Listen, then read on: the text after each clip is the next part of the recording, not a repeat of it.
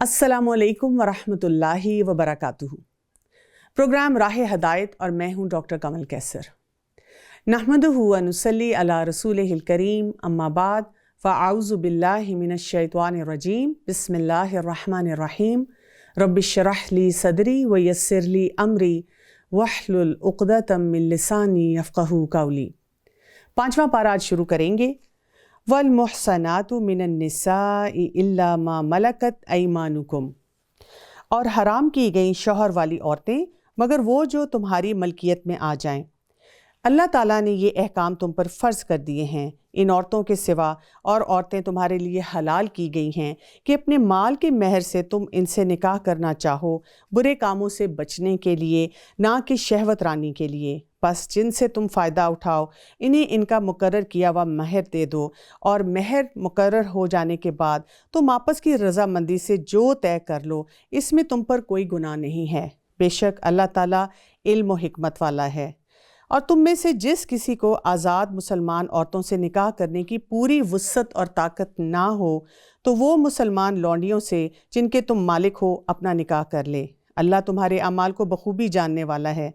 तुम सब आपस में एक ही हो तो उनके मालिकों की इजाज़त से उनसे निकाह कर लो, और कायदे के मुताबिक इनके महर इन्हें दो। वो पाक दामन हो, ना एलानिया बदकारी करने वालियाँ, ना खुफिया अशनाई करने वालियाँ। जब ये लौंडियाँ निकाह में आ गईं, फिर अगर बेहयाई का काम करें तो उन्हें आधी सज़ा है, उस सज़ा की जो आज़ाद औरतों पर है। कनीज़ों के निकाह का हुक्म तुम में से उनके लिए है जिन्हें गुनाह और तकलीफ़ का अंदेशा हो, और तुम्हारा ज़ब्त करना बहुत बेहतर है। अल्लाह ताला बड़ा बख्शने वाला, बड़ी रहमत वाला है। अल्लाह ताला चाहता है कि तुम्हारे वास्ते खूब खोल कर बयान करे, और तुम्हें तुमसे पहले नेक लोगों की राह चलाए, और तुम पर अपनी रहमत लौटाए। अल्लाह ताला पूरे इल्म व हिकमत वाला है। और अल्लाह चाहता है कि तुम्हारी तौबा कबूल करे। यानी अब आप यहाँ से देखें कि हमारे लिए रास्ते भी खोले जा रहे हैं, लोगों को बताया भी जा रहा है कि ये प्रॉब्लम, ये इशू आपकी ज़िंदगी में आता है तो उसको आप कैसे टैकल करेंगे। साथ साथ ये भी बताया जा रहा है, निशानदेही की जा रही है कि अगर आपकी ज़िंदगी में कुछ मसाइल आना शुरू हो जाते हैं तो फिर आप क्या करें। और फिर ये भी बताया जा रहा है कि जब इंसान से कुछ गलतियाँ हो जाएँ और इंसान को रिग्रेट्स हों उसके ऊपर, तो फिर वो तौबा इस्तग़फ़ार करे, यानी कि इंसान खुशी से अल्लाह ताला की तरफ बढ़े। इसीलिए सूरह निसा की आयत नंबर 27 में अल्लाह सुब्हानो ताला ने फरमाया, वल्लाहु युरीदु अन यतूबा अलैकुम व युरीदु लज़ीना यत्तबिऊन शहवात अन तमीलु मैलन अज़ीमा। क्या कहा जा रहा है? और अल्लाह ताला चाहता है कि तुम्हारी तौबा कबूल करे, और जो लोग ख्वाहिशात के पैरों हैं वो चाहते हैं कि तुम उससे बहुत दूर हट जाओ। अल्लाह ताला चाहता है कि तुमसे बिल्कुल तख़फ़ीफ़ कर दे, क्योंकि इंसान कमज़ोर पैदा किया गया है। यहाँ पर हमें एक लॉजिकल थिंकिंग और इमोशनल थिंकिंग जो है उनके दरमियान में का एक रास्ता दिखाया जा रहा है। क्योंकि होता क्या है कि जब इंसान तौबा की तरफ बढ़ता है और उसका लॉजिकल ब्रेन उसको बताता है कि अल्लाह ताला की तरफ झुको, अल्लाह गफूरुर रहीम है, अल्लाह अत-तव्वाब है, अल्लाह से ही हमने अपने मामलात दुरुस्त रखने हैं, तो क्या हो जाता है, ये जो शहवात हैं, ये ख्वाहिशात हैं और ख्वाहिशात को मानने वाले लोग हैं, हमें अपनी तरफ झुकाव करवाना शुरू कर देते हैं। फिर यहाँ पर एक और बात की तरफ भी निशानदेही की गई है आयत नंबर 28 में, व खुलिकल इंसानु दईफ़ा, कि इंसान अपनी ज़ात के हिसाब से बहुत कमज़ोर है, इसीलिए फ़ौरन ख्वाहिशात की तरफ ढलक जाता है। जहाँ से उसको लगता है कि उसकी डिज़ायर्स पूरी हो रही हैं, जो उसका दिल चाहता है वो कर ले, तो वो भाग दौड़ के उसी तरफ जाना शुरू हो जाता है। इसीलिए हमें ये कहा जाता है या हमें ये तरीका सिखाया जाता है कि हम हर वक्त ये देखते रहें कि जो भी मैं मामला कर रहा हूँ ये मैं अपनी ख्वाहिशात की वजह से कर रहा हूँ, मेरा दिल चाह रहा है, या ये हकीकतन मुझे करना चाहिए। और इसमें हम साथ साथ ये भी सोचते हैं कि इसमें अल्लाह का क्या हुक्म है। यानी ख्वाहिशात हमारी कुछ भी हो सकती हैं, میرا یہ کھانے کو دل چاہتا ہے، میرا اس وقت سونے کو دل چاہتا ہے، میرا سونے کو دل نہیں چاہتا۔ یہاں پہ ہم دیکھتے ہیں کہ نفسانی خواہشات کی بھی بات کی گئی ہے کہ میرا اس سے بات کرنے کو دل چاہتا ہے، یہ انسان مجھے بہت اٹریکٹ کر رہا ہے، اپیل کر رہا ہے۔ یہ تو خواہشات ہیں انسان کے ساتھ۔ جب انسان اپنے آپ کو بہت بہادر سمجھتا ہے اور کہتا ہے کہ نہیں، مجھے کوئی فرق نہیں پڑے گا، میں جن لوگوں کے ساتھ بھی رہوں میں اپنا معاملہ درست رکھ سکتا ہوں، وہاں پہ پھسلنے کے زیادہ چانسز ہوتے ہیں۔ یہاں پہ ہمیں یہ فارمولا بھی سکھایا جا رہا ہے کہ کیونکہ ہم بذات انسان کمزور ہیں، ہمیں غصہ بھی آ سکتا ہے، ہمارا کسی سے بات نہ کرنے کو، جو معاملات جو ہے صحیح ٹھیک کرنے کو، وہ بھی ہمارے لیے ایک پرابلم کریٹ ہو سکتی ہے۔ اس کے ساتھ ساتھ ہم کسی مجلس میں بیٹھے ہوں گے اور اگر ہم بہت ریلیکس بیٹھے ہوں گے، ہم غیبت بھی کر سکتے ہیں۔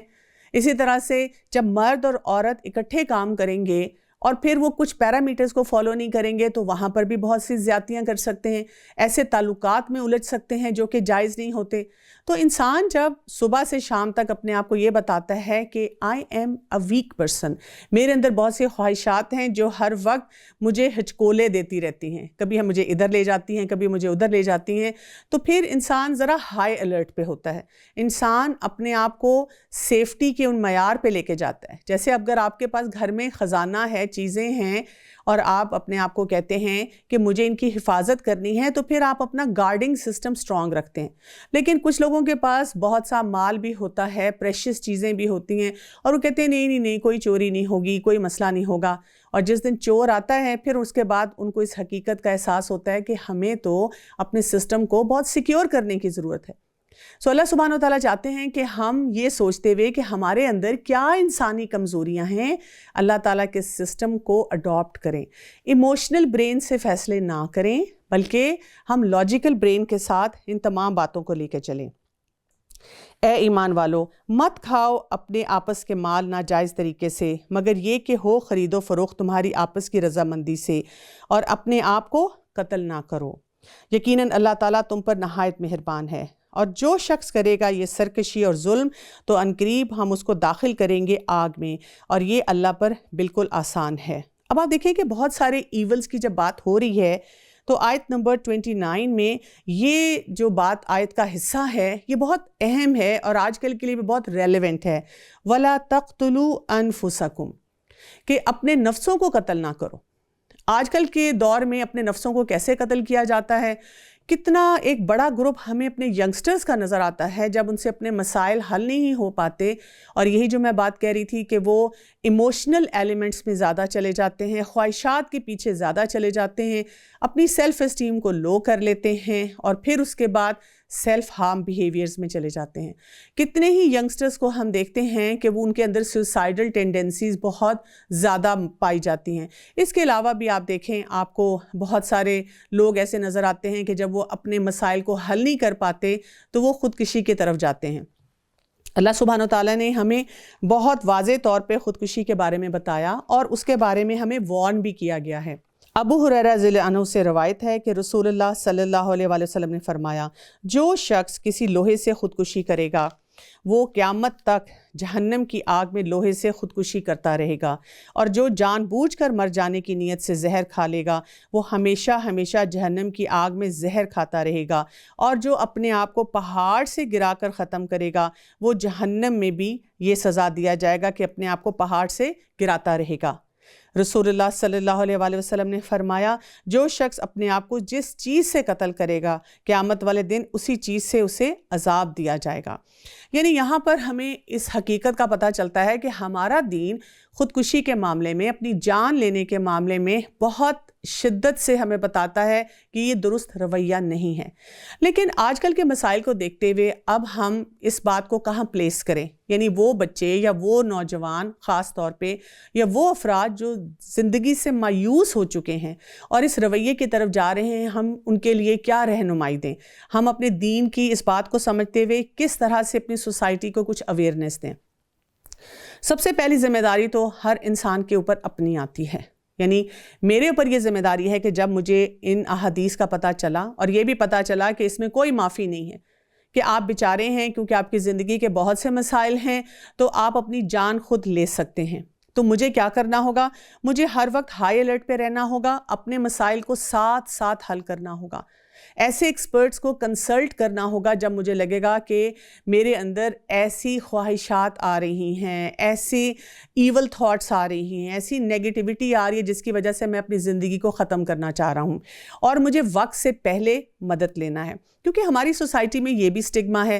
اگر کوئی انسان کہتا ہے کہ مجھے ایسی سوچیں آتی ہیں اور مجھے کوئی ہیلپ کرے تو گھر والے اسے خاموش کرا دیتے ہیں. کوئی کہتا ہے اس کی شادی کرا دو، کوئی کہتا ہے اس کو کچھ سیر سپاٹا کرا دو، اس کی طبیعت میں، مزاج میں فرق آنا شروع ہو جائے گا. لیکن جو اصل مسائل ہیں وہ وہیں کے وہیں بیٹھے رہتے ہیں.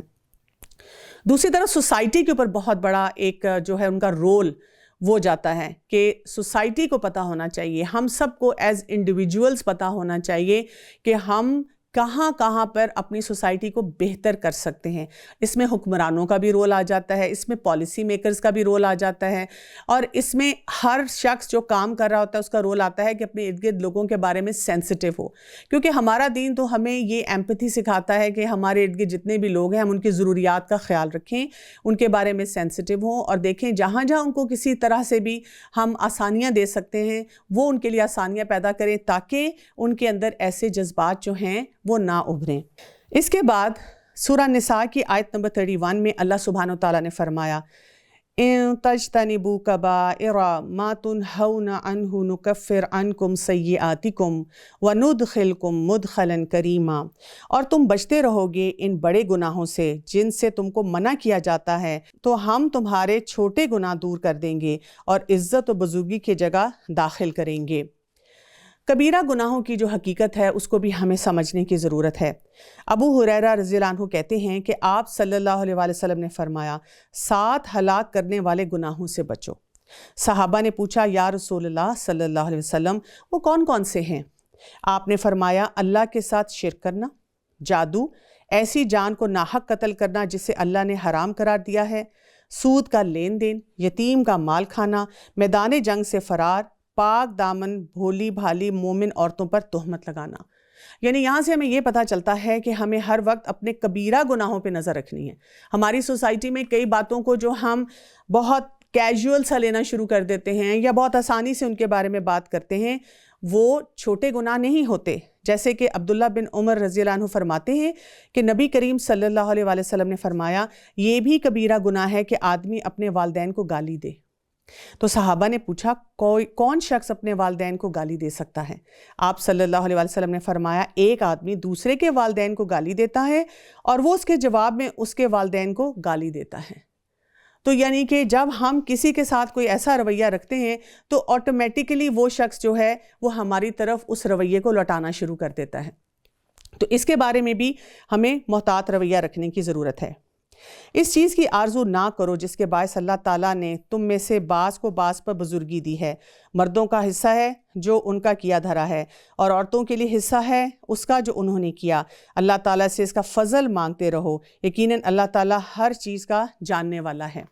اس آیت کے شان نزول میں یہ آتا ہے، مجاہد رحمۃ اللہ علیہ بیان کرتے ہیں کہ ام سلمہ رضی اللہ عنہ نے ایک مرتبہ یہ کہا کہ یا رسول اللہ صلی اللہ علیہ وسلم مرد جہاد کرتے ہیں اور ہم عورتیں ثواب سے محروم ہیں، اسی طرح میراث میں بھی ہم بنسبت مردوں کے آدھا ہمیں ملتا ہے. تو اس پر اللہ سبحانہ تعالیٰ کی طرف سے یہ آیت نازل ہوئی کہ ہمیں کوئی مردوں اور عورتوں کے درمیان کوئی کمپٹیٹیو انوائرمنٹ نہیں کریٹ کرنی. یعنی مرد اور عورت جو ہیں وہ اپنی اپنی ڈومین میں جب کام کریں گے تو اللہ تعالیٰ کی طرف سے ان کے لیے جو اللہ تعالیٰ نے حصہ رکھا ہوا ہے ان کو مل جائے گا. ماں باپ اور قرابت دار جو چھوڑ مریں ان کے وارث ہم نے ہر شخص کے مقرر کر دیے ہیں، اور جن سے تم نے اپنے ہاتھوں کا معاہدہ کیا ہے انہیں ان کا حصہ دو، حقیقتاً اللہ تعالیٰ ہر چیز پر حاضر ہے. سورہ نساء کی اس کے بعد جو آیت آ رہی ہے 34، یہ بہت ہی اہم آیت ہے اور اس میں بہت سے اہم میسیجز ہیں، اور تمام مرد حضرات کو بھی اور خواتین کو بھی اس آیت کو سمجھنا بہت ضروری ہے. ویسے تو قرآن پاک کی ہر آیت کو سمجھنے سے ہمیں فرق پڑتا ہے، لیکن یہ آیت جو ہے یہ ایک فاؤنڈیشن رول پلے کرتی ہے ایک خاندان کو بنانے میں. آیت میں آتا ہے الرجال قوامون علی النساء بما فضل اللہ بعضهم علی بعض وبما انفقوا من اموالہم. سب سے پہلا رول یہاں پہ مرد حضرات کا بتا دیا گیا. مرد عورتوں پر قوام ہیں اس وجہ سے کہ اللہ تعالیٰ نے ایک کو دوسرے پر فضیلت دے رکھی ہے، اور اس وجہ سے کہ مردوں نے اپنے مال خرچ کیے ہیں. یعنی پہلا پوائنٹ ہم یہاں پہ کیا سمجھیں گے؟ ناراض ہوئے بغیر کیا ہے کہ اللہ تعالیٰ نے مردوں کو قوام بنایا ہے۔ قوام جو ہوتا ہے وہ کیا سٹیٹس رکھتا ہے؟ یعنی قوام کا مطلب یہ نہیں آتا کہ وہ جو ہے وہ عورت سے سپیریئر ہے، یا یہ کہ وہ عورت کی مار پیٹ کر سکتا ہے، یا یہ کہ وہ عورت کو ہر بات پہ ڈکٹیٹ کر سکتا ہے، ٹارچر کر سکتا ہے۔ قوام کا مطلب یہ ہے کہ جیسے کسی بھی آرگنائزیشن میں ہم دیکھتے ہیں کہ ایک CEO ہوتا ہے، اس کے ساتھ ساتھ اب اس کے باقی کمانڈنگ لوگ ہوتے ہیں، اس کے نیچے اس کے جونیئرز آتے ہیں۔ جب کسی کمپنی میں یا کسی بھی ادارے میں ایک CEO ہوتا ہے تو لوگ اس کی بات سنتے ہیں اور وہ اپنے سسٹم کو رن کرتا ہے۔ یعنی جب سب لوگ برابری کے مقام پہ آ جاتے ہیں تو پھر کس کی بات سنی جائے گی، کس کا جو آخری سے ہوگا، کیسے وہ سسٹم رن کرے گا؟ وہ سسٹم چلتے ہی نہیں ہیں جہاں پر کوئی اچھا ایک ہائرارکی کا سسٹم نہیں ہوتا۔ تو اللہ سبحانہ وتعالیٰ نے خاندانی نظام میں بھی یہ سسٹم رکھ دیا ہے۔ مرد کو اللہ تعالیٰ نے ویسے بنایا ہے جسمانی طور پہ، ذہنی طور پہ، اسی طرح نفسیاتی طور پہ، کہ وہ CEO کا رول ادا کرے۔ تو یہاں پر کوئی جھگڑے کی بات نہیں ہے، یعنی کہ کوئی ایک خاتون ایسی بھی ہو سکتی ہیں جو کہ مرد سے زیادہ اچھا سوچتی ہوں، کیونکہ ایکسیپشنز ہر جگہ موجود ہوتی ہیں، لیکن جب بھی کوئی قوانین بنائے جاتے ہیں وہ بائی لارج زیادہ مخلوق جو ہوتی ہے، جس طرح سے وہ فنکشن کرتی ہے، ان کو دیکھ کر ان کو سمجھ کر بنائے جاتے ہیں۔ تو مرد کو یہ رول جو دیا گیا وہ کیوں دیا گیا؟ کیونکہ بعض کو بعض پہ فضیلت دی جانی تھی کسی بھی وجہ سے، اور یہاں پہ جو بہت بڑی وجہ بتائی گئی ہے وہ کیا ہے؟ وَبِمَا أَنفَقُوا مِنْ أَمْوَالِهِمْ، اس وجہ سے کہ وہ اپنے مالوں میں سے خرچ کرتے ہیں۔ ان خواتین سے پوچھیں جو کہ جاب کرتی ہیں، محنت کرتی ہیں، کام کرتی ہیں، اور جب ان کو گھر پہ خرچ کرنا پڑتا ہے تو وہ کتنا جتاتی ہیں، اور یہ کہ ان کو کتنی تکلیف ہوتی ہے کہ جی میرا پیسہ فلاں جگہ کیوں استعمال ہو، یا وہ کس طرح اپنے دکھوں کا ہر وقت اظہار کرتی رہتی ہیں، میں جو کماتی ہوں گھر پہ لگ جاتا ہے۔ لیکن مرد حضرات جو ہوتے ہیں جب وہ کما کر لاتے ہیں اور جو واقعی اس حکم کے مطابق اپنے گھر چلا رہے ہوتے ہیں، وہ اپنی والدہ کو، اپنی بیوی کو جا کر سارا پیسہ دے دیتے ہیں، اور وہاں سے جو ہے وہ پورا سسٹم جو ہے وہ چلتا ہے۔ یعنی جب ہم مردوں کی بات کرتے ہیں تو مرد حضرات کو یہ سمجھنے کی ضرورت ہے کہ یہ کام ان کو اپنے لیے ایک پرائرٹی پہ لینا ہے، کیونکہ کتنی خواتین ایسی ہیں جو اس وجہ سے پریشان ہیں کہ مرد یا تو ان پہ خرچ نہیں کرتے، یا یہ کہ ان سے کام کرواتے ہیں، اور اس وجہ سے ہم دیکھتے ہیں کہ پوری ہائرارکی جو ہے وہ ڈسٹرب ہوئی ہے۔ مرد چاہتا ہے کہ میری کمانڈ بھی ہو، لیکن ساتھ ساتھ وہ یہ بھی چاہتا ہے کہ خرچہ جو ہے وہ بیوی کی طرف سے آئے، یا تو میکے سے آ رہا ہو یا یہ کہ بیوی کما کر لا رہی ہو۔ تو مرد کو یہ مین رسپانسبلٹی دی گئی ہے کہ اس نے مال خرچ کرنا ہے، اس نے کمانا ہے، اس نے خرچ کرنا ہے۔ میری ایک سائیکالوجسٹ سے بات ہو رہی تھی اور وہ کہہ رہے تھے کہ جب بھی ہسبینڈ وائف ہمارے پاس کسی بھی مسئلے کے لیے آتے ہیں تو ہم ان سے یہ سوال ضرور پوچھتے ہیں کہ آپ کے گھر میں کون کماتا ہے اور کون گھر پہ مینلی لگاتا ہے، اور یہاں سے ہی ہمیں اندازہ ہو جاتا ہے کہ بہت سے چیلنجز جو ہیں ہسبینڈ وائف کے ایشو میں وہ کہاں سے آ رہے ہیں۔ اب اس کے بعد ہی اللہ سبحانہ وتعالیٰ خواتین کے رول کی طرف آتے ہیں اور فرما رہے ہیں فَالصَّالِحَاتُ قَانِتَاتٌ حَافِظَاتٌ لِلْغَيْبِ بِمَا حَفِظَ اللَّهُ۔ کیا فرمایا جا رہا ہے یہاں پر؟ کہ نیک عورتیں فرما بردار خاوند کی عدم موجودگی میں بھی حفاظت الہی نگہداشت کرنے والیاں ہیں۔ یعنی یہاں پر جس چیز کی طرف خواتین کی کوالٹیز جو ہیں ان کو بتایا جا رہا ہے، پہلی کوالٹی کیا ہے؟ فَالصَّالِحَات، کہ وہ صالح ہیں، نیک ہیں، اپنے شوہر کے ساتھ سنسیئر ہیں۔ اب کوئی خاتون کہہ سکتی ہیں کہ کیا مطلب ہے صرف خاتون کو سنسیئر ہونا چاہیے، مرد کو نہیں ہونا چاہیے؟ بالکل مرد کو بھی ہونا چاہیے۔ مرد اپنی سنسیئرٹی کیسے دکھا رہا ہے؟ جب وہ اپنے خاندان کی تمام ضروریات کا خیال رکھ رہا ہے اور وہ فوکس پہ ہے۔ خاتون جب صالح ہوتی ہے اور اپنے شوہر کو وہ لوٹاتی ہے اپنی وفاداری، تو مرد کی بھی وفاداری جو ہے وہ بڑھنا شروع ہو جاتی ہے۔ پھر اس کے بعد اس کے اندر قنوت ہے، یعنی وہ کنسسٹنٹ پیٹرن دکھاتی ہے اپنے رب کے ساتھ جڑنے کا۔ یعنی جہاں وہ اپنے شوہر کی ساتھ سنسیئر ہے، اس کی بہت بڑی سنسیئرٹی کس کے ساتھ ہے؟ اپنے رب کے ساتھ ہے۔ اور پھر وہ حفاظت بھی کرنے والی ہے تمام ان معاملات کی جس میں اللہ تعالیٰ کی طرف سے احکامات ہیں، اور اسی طرح سے شوہر کے بھی پورے سسٹم کی۔ یہ نہیں کرتی کہ شوہر کے جانے کے بعد ایسے رشتہ داروں سے ملنا ملانا کرتی ہے جس سے شوہر پسند نہیں کرتا، ایسے لوگوں کو انٹرٹین کرتی ہے جس کو شوہر پسند نہیں کرتا، یا باقی ڈیلنگز میں بھی وہ کام کرتی ہے جو کہ شوہر پسند نہیں کرتا۔ تو اس سے کیا ہوتا ہے کہ جو خاندان ہے، جو بچے ہیں، ان کے سامنے ایک بڑی خوبصورت پکچر آتی ہے. وہ کیا دیکھتے ہیں کہ ہمارا والد صبح سے شام تک اگر کہیں نوکری کر رہے ہیں، وہ جو پیسے لا رہے ہیں اس سے گھر کا سسٹم چل رہا ہے. والدہ جو ہیں اگر وہ کام بھی کر رہی ہیں، وہ پڑھ بھی رہی ہیں، وہ بہت ڈائنامک بھی ہیں، لیکن وہ اپنے اس مین رول سے نہیں ہٹ رہی. اور وہ کیا ہے کہ وہ شوہر کے ساتھ سنسیئر ہیں. اسی طرح سے وہ اللہ کے حکم کے مطابق پورا سسٹم رن کر رہی ہیں اور ہر گھر کی بات جو ہے باہر جا کر اناؤنس نہیں کرنا شروع کر دیتی. جو شوہر پسند کرتا ہے اس کے مطابق اس سسٹم کو لے کر چلتی ہیں. تو اس میں بیسیکلی جو ہمیں نقطہ سمجھ آ جانا چاہیے کہ یہاں پر دوسروں کی ذمہ داری مانگنے سے منع کیا جا رہا ہے، بلکہ یہ کہا جا رہا ہے کہ اصل تو ہمیں اللہ کا فضل مانگنا چاہیے نا، کہ اللہ تعالیٰ نے ہمیں جو جاب ڈسکرپشن دی ہے، جو ہمارا ٹاسک ہے، ہم اس کو صحیح طرح سے انجام دیں. اس کے بعد یہ کہ ہمیں ایک پرابلم ایریا جو ہے وہ بھی ڈیفائن کر کے یہاں پہ دے دیا گیا ہے. اور جن عورتوں کی نافرمانی اور بد دماغی کا تمہیں خوف ہو، انہیں نصیحت کرو اور انہیں الگ بستر پر چھوڑ دو اور انہیں مار کی سزا دو. پھر اگر وہ تابعداری کرنے لگے تو ان پر کوئی راستہ تلاش نہ کرو. بے شک اللہ تعالیٰ بڑی بلندی اور بڑائی والا ہے. یہاں پہ خواتین کے نشوز کی بات ہو رہی ہے. اس آیت کا جو یہ حصہ ہے اس کو سمجھنے کی بہت زیادہ ضرورت ہے، کیونکہ اس کو بھی بہت زیادہ اچھالا جاتا ہے. کئی دفعہ ڈومیسٹک ابیوز کے جو کیسز آتے ہیں اور مرد حضرات یہ کہتے نظر آتے ہیں کہ اگر تم نے کسی بھی معاملے میں میری نافرمانی کی تو مجھے اللہ تعالیٰ نے تمہیں مارنے کا حکم دیا ہے اور میں تمہیں بالکل مار سکتا ہوں. کئی دفعہ لوگ ایسے بھی کہتے ہیں کہ آپ کن ویمن رائٹس کی بات کرتے ہیں؟ قرآن میں تو عورت کے اوپر ہاتھ اٹھانے کی یا مارنے کی اجازت ہے. پہلے تو ہم یہ دیکھیں کہ یہاں پر اس ہائرارکی کا جو ذکر کیا گیا ہے، یعنی مرد کو یہاں پر یہ بات یاد رکھنے کی ضرورت ہے کہ اس کے اوپر کتنی بڑی ذمہ داری ہے کہ اس نے خرچ کرنا ہے.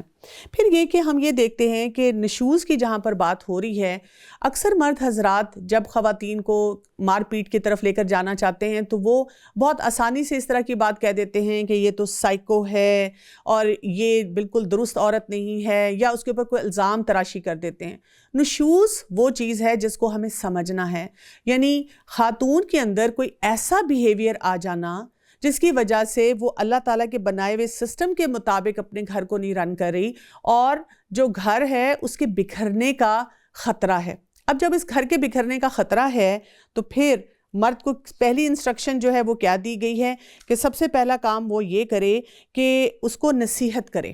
یہاں پہ جو بات آتی ہے جس کو ہم نے سمجھنا ہے کہ واعظ کا کہا گیا ہے. واعظ کیا ہوتا ہے؟ واعظ ایسی نصیحت نہیں ہوتی کہ لمبے لمبے لیکچر دے دیے، میکے والوں کو بٹھا لیا اور کہا کہ دیکھیں اپنی بیٹی کو، یا بچوں کے سامنے جو ہے اس کو خوب ذلیل و خوار کر دیا. وہاں پہ اس کو اچھی طرح سے پیار محبت سے صحیح بات جو ہے وہ سمجھائے. اب اس کا بھی کوئی ٹائم فریم نہیں دیا گیا، کیونکہ کئی دفعہ اگر شوہر پیار سے بیوی کو سمجھاتا ہے، اس سے اپنا تعلق مضبوط کرتا ہے، تو بیویاں سمجھنا شروع ہو جاتی ہیں. کیونکہ سوسائٹی میں اللہ تعالیٰ نے خواتین کو ایسا بنایا ہے کہ ان کا دل چاہتا ہے کہ ان کا گھر بسا رہے. پھر اگر فرض کریں کوئی ایسا معاملہ آ گیا ہے کہ خاتون نہیں سمجھ رہی، تو اب دوسرے لیول پہ لے کے جانا ہے ٹریٹمنٹ کو، اور وہ کیا ہوگا کہ اس سے اپنا بستر الگ کر لے، یعنی ایک قسم کا اس سے الگ ہو کر رہے. یعنی خواتین کے لیے یہ اتنا بڑا سیٹ بیک ہوتا ہے کہ ان کا ہسبینڈ جو ہے ان کو وقت نہیں دے رہا، ان سے پیار محبت نہیں کر رہا اور ان سے الگ ہو کے رہ رہا ہے. بہت سی خواتین اسی پریشانی میں ہی اس وارننگ کو سمجھ کے اپنے شوہر کے پاس جانا شروع ہو جاتی ہیں. لیکن گھر بچانے کے لیے اب اگر لگ رہا ہے کہ بیوی بات نہیں سن رہی تو وہاں پر اس کو کیا کہا گیا ہے کہ اس کو مارا جا سکتا ہے. اب یہ مارنا کیسا ہے اس کو بھی سمجھنے کی ضرورت ہے. یہ وہ نہیں ہے مار جس کی وجہ سے اس بیچاری کی ہڈیاں ٹوٹ جائیں اور پوری باڈی جو ہے وہ بروزڈ ہو جائے اور اس کے بعد اس کو لوگوں کو جا کے یہ بتانا ہو کہ یہ جو میری بلیک آئی ہے نا، میں دراصل سیڑھیوں سے گر گئی تھی، میرے اوپر کوئی کتاب آ کے گر گئی تھی، یا یہ کہ وہ پتہ نہیں مجھے سمجھ نہیں آئی میں سلپ ہو گئی تھی، اور لوگوں کو بھی پتہ چل رہا ہے کہ ضرور اس نے رات کو مار کھائی ہے اپنے شوہر سے. یہ وہ والی مار نہیں ہے. یہ وہ والی مار ہے جیسے رسول اللہ صلی اللہ علیہ وسلم نے ایک حدیث میں فرمایا تھا کہ جیسے ایک مسواک ہوتی ہے. جیسے آپ دیکھیں کہ اسکول میں، کالج میں یا ایون گھر میں خواتین خود بھی کرتی ہیں کہ بچے کو بچھاتی ہیں اور کہتی ہیں بیٹا پڑھائی کرو، اور بچے کو اسی طرح پہلے پیار محبت سے کہتی ہیں تم پڑھو گے، تم بہت کامیاب ہوگے زندگی میں، بچہ پھر کھیلنا کودنا شروع کر دیتا ہے، پھر وہ اس سے ناراض ہو جاتی ہیں، کہتی ہیں اب میں تمہاری بات نہیں سنوں گی، اور پھر جب بچہ بالکل ہی بات نہیں سن رہا ہوتا تو ہلکی سی چپت لگاتی ہیں، یا اگر ہاتھ میں پڑھاتے پڑھاتے پین پکڑاؤ تو اسی سے کہتی ہیں کیسے لکھ رہے ہو، کیا کام کر رہے ہو. اور یہ جو ہلکا سا ہی ایسے ٹچ کرنا ہوتا ہے بچے کے لیے، ایسا ہوتا ہے کہ بچہ الرٹ ہو جاتا ہے کہ بھئی اب اماں کو بہت غصہ آ گیا. تو یہ وہ والی مار ہے کہ اس کے ذریعے خاتون کو اندازہ ہو کہ جو بھی وہ کام کر رہی ہے وہ بہت غلط ہے.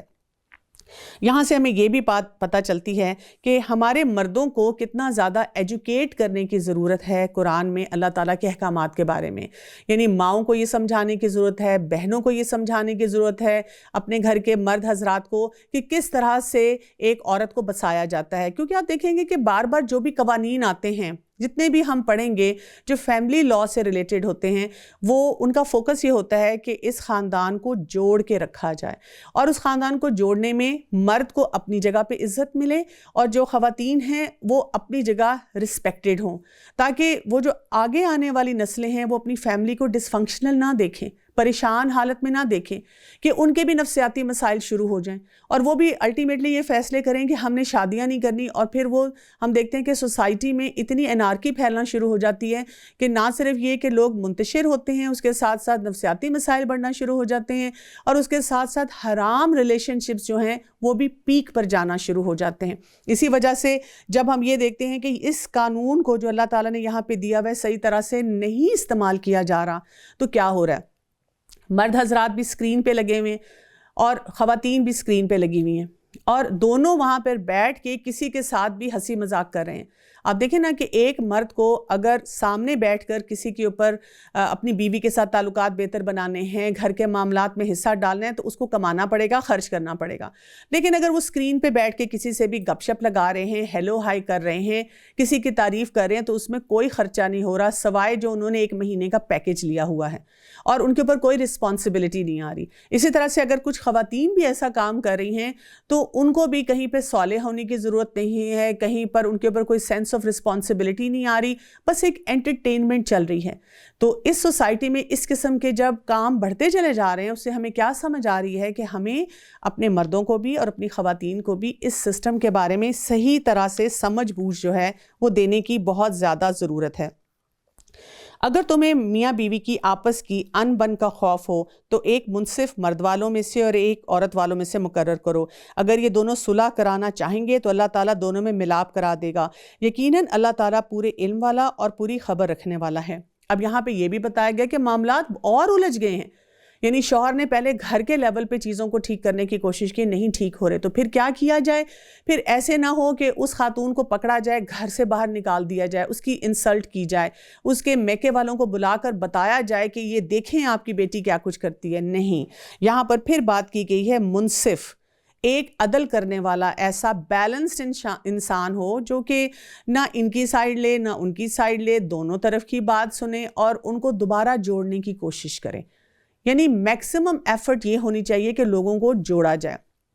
یہاں پر ہم پھر اپنی سوسائٹی کی طرف نظر ڈالیں تو بہت افسوس کے ساتھ کہنا پڑتا ہے کہ کہیں پر بھی لوگ منصف ہونے کا رول نہیں پلے کرتے، بلکہ ادھر کی بات ادھر، ادھر کی بات ادھر، اور مزید لڑائیاں اور کمپلیکیشنز جو ہیں وہ میاں بیوی کے درمیان پیدا کرنا شروع کر دیتے ہیں.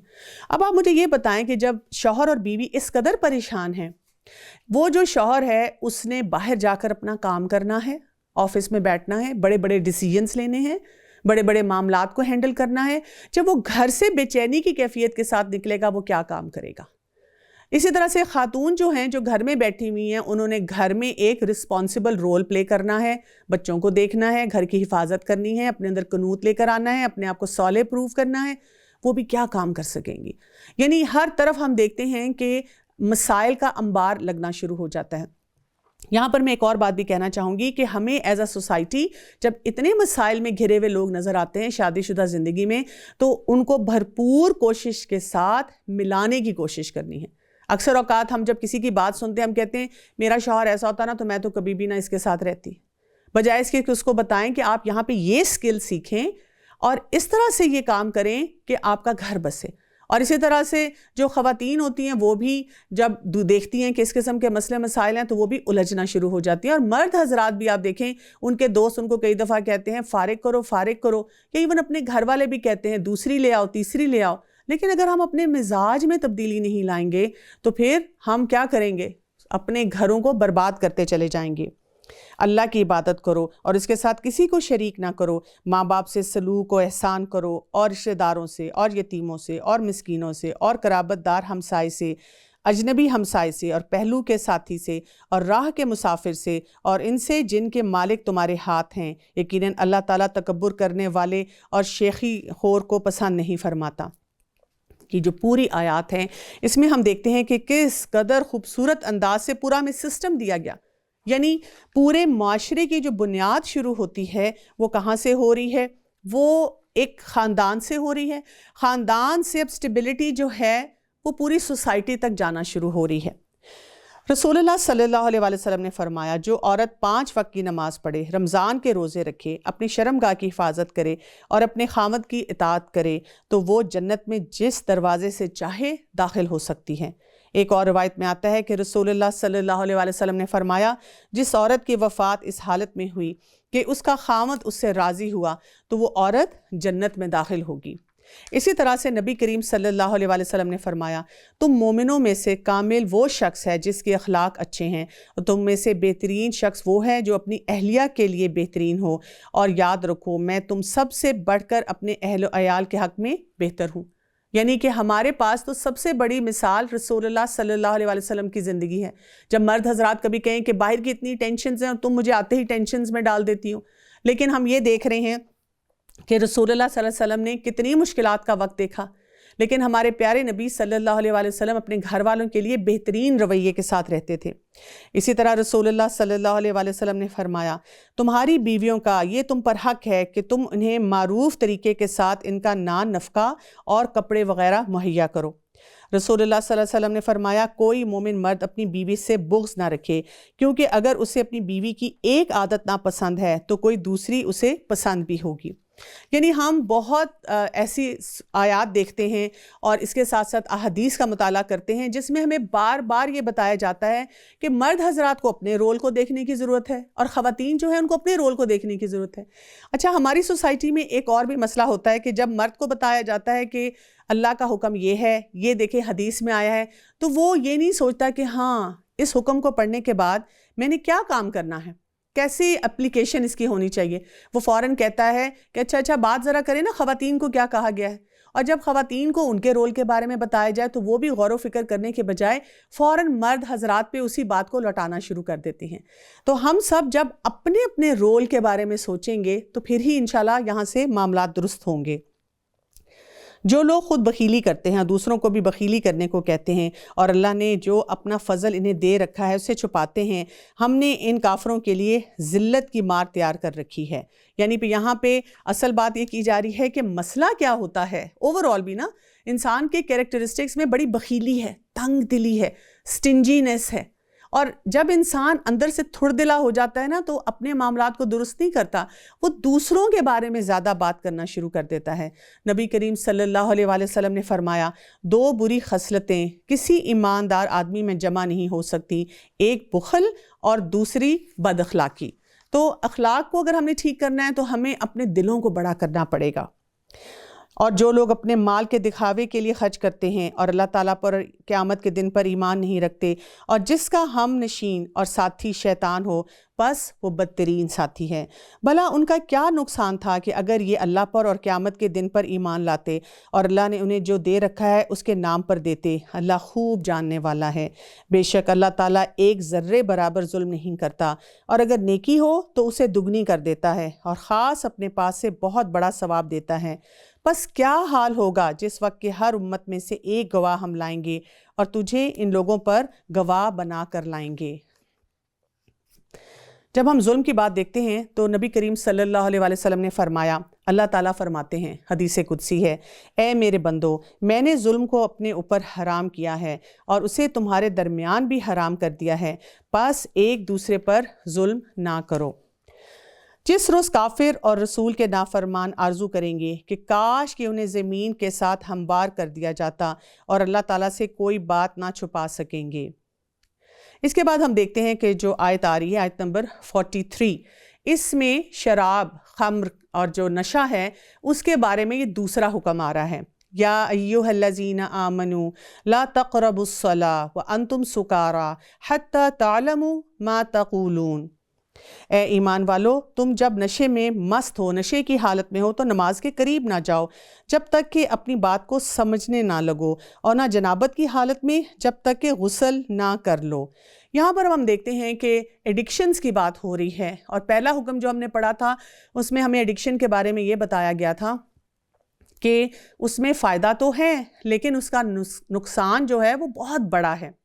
بہت سارے لوگوں نے تو اسی پر اپنی ایمانی کیفیت کی وجہ سے اسے کنارہ کشی اختیار کر لی، لیکن بہت سے لوگوں کو مزید بھی ڈسپلن ہونے کی ضرورت تھی۔ تو یہاں پر اب دوسرا حکم کیا آیا ہے کہ آپ نماز کے قریب نہ جائیں جبکہ آپ نشے کی حالت میں ہوں، جب تک آپ کو یہ نہ سمجھ آ جائے کہ آپ بول کیا رہے ہیں۔ اب ہمارے لوگ جب آج کے دور میں ایسی آیت پڑھتے ہیں تو کیا کہتے ہیں کہ دراصل کیونکہ ہم نے تو نشہ کرنا ہے نا، اسی لیے ہم نماز نہیں پڑھتے، کیونکہ اللہ تعالیٰ نے بتا دیا کہ نماز کے پاس نہیں آنا نشے کی حالت میں۔ اب نشہ تو چھٹتا نہیں نا، دراصل اتنے مسئلے ہیں ہمارے کہ کہیں سے تو ہمیں سکون حاصل کرنا ہی ہے۔ لیکن ہم اس کی اپلیکیشن کو دیکھتے ہیں رسول اللہ صلی اللہ علیہ وسلم کے زمانے میں۔ ہم دیکھتے ہیں کہ جب بھی کسی نے بھی کلمہ پڑھا اور ایمانی کیفیت میں آیا تو اس کے بعد جو سب سے اہم کام انہوں نے اپنی زندگی میں کیا، پہلا کام کیا کلمہ پڑھنے کے بعد، وہ تھا اللہ کے آگے جھکنا، وہ تھا نماز کی پابندی۔ اور ہمارے پاس بہت وہ مشہور واقعہ ہے جب کہ عمر رضی اللہ عنہ جو تھے، جب انہوں نے اسلام قبول کیا، اس سے پہلے صحابہ جو تھے نماز پڑھتے تھے لیکن اپنے اپنے گھروں میں، لیکن انہوں نے سب کو ساتھ لیا اور بیت اللہ کی طرف گئے اور انہوں نے کہا کہ ہم وہاں پر نماز پڑھیں گے، اور کسی کی ہمت نہیں ہوئی کہ انہیں روک سکے۔ یعنی مسلمانوں کے لیے جہاں پر اس وقت سوسائٹی میں ابھی بہت سے قوانین آہستہ آہستہ ان کو سیٹل ڈاؤن کر رہے تھے، وہ کام چل رہے تھے، وہ تو تھا وہاں پہ چیلنج، لیکن اس چیلنج کے ساتھ انہوں نے کبھی نماز نہیں چھوڑی تھی۔ یہ ہمارے اس دور کا فتنہ ہے کہ ہم اپنے آپ کو کہتے ہیں کہ ہم نمازی، یعنی ہم مسلمان ہیں لیکن ہم نمازیں نہیں پڑھتے، ہم کہتے ہیں وہ میرا اور اللہ کا معاملہ ہے۔ یہاں سے ہمیں ایک اور بات بھی پتہ چلتی ہے کہ جب انسان اپنی 5 نمازوں کی پابندی کرتا ہے اور وہ یہ کہتا ہے کہ ٹھیک ہے میری زندگی میں ایک چیلنج ہے، مجھے اس کو ٹھیک کرنا ہے، مجھے اس چیز سے اپنی جان چھڑانی ہے، تو اگر ہم ایک طریقہ یہ ہے کہ اس چیلنج کی طرف زیادہ توجہ دیں، اور ایک طریقہ یہ ہے کہ ہم اپنی ایمانی کیفیت کو بڑھانے کی طرف توجہ دیں، تو جو انسان اپنے آپ کو یہ بتانا شروع کر دیتا ہے کہ نماز میری پرائرٹی ہے، مجھے ترجیحی بنیاد پہ نماز کو پڑھنا ہے، اس کو میں چھوڑ نہیں سکتا، تو پھر انسان اپنی زندگی سے بہت سے ایولز جو ہیں، بہت سے غلط کام جو ہیں، ان کو آہستہ آہستہ نکالنے میں کامیاب ہونا شروع ہو جاتا ہے۔ تو یہاں پر یہ دوسرا ڈسپلن ہے۔ آج کے دور میں بھی اگر ہم دیکھیں جو ایڈکشن ایکسپرٹس ہیں وہ کیا کرتے ہیں، وہ کہتے ہیں جی ہمیں ڈی ٹاکس کرنا ہوگا، ہمیں کچھ عرصے کے لیے اس انسان کو اس نشے سے دور کرنا ہوگا، اس کو کچھ سکل سکھانے ہوں گے، جب وہ سکل سیکھنا شروع کرے گا تو پھر ڈی ٹاکس کی ٹریٹمنٹ جو ہے وہ اس کے لیے فائدہ مند ہونا شروع ہو جائے گی۔ تو یہاں پر اللہ سبحانہ وتعالیٰ نے بھی یہی ان کو بتایا کہ آپ نمازوں پہ توجہ دیں، اور جب آپ نمازوں پہ توجہ دیں گے تو آپ کا نشہ جو ہے وہ کم ہونا شروع ہو جائے گا۔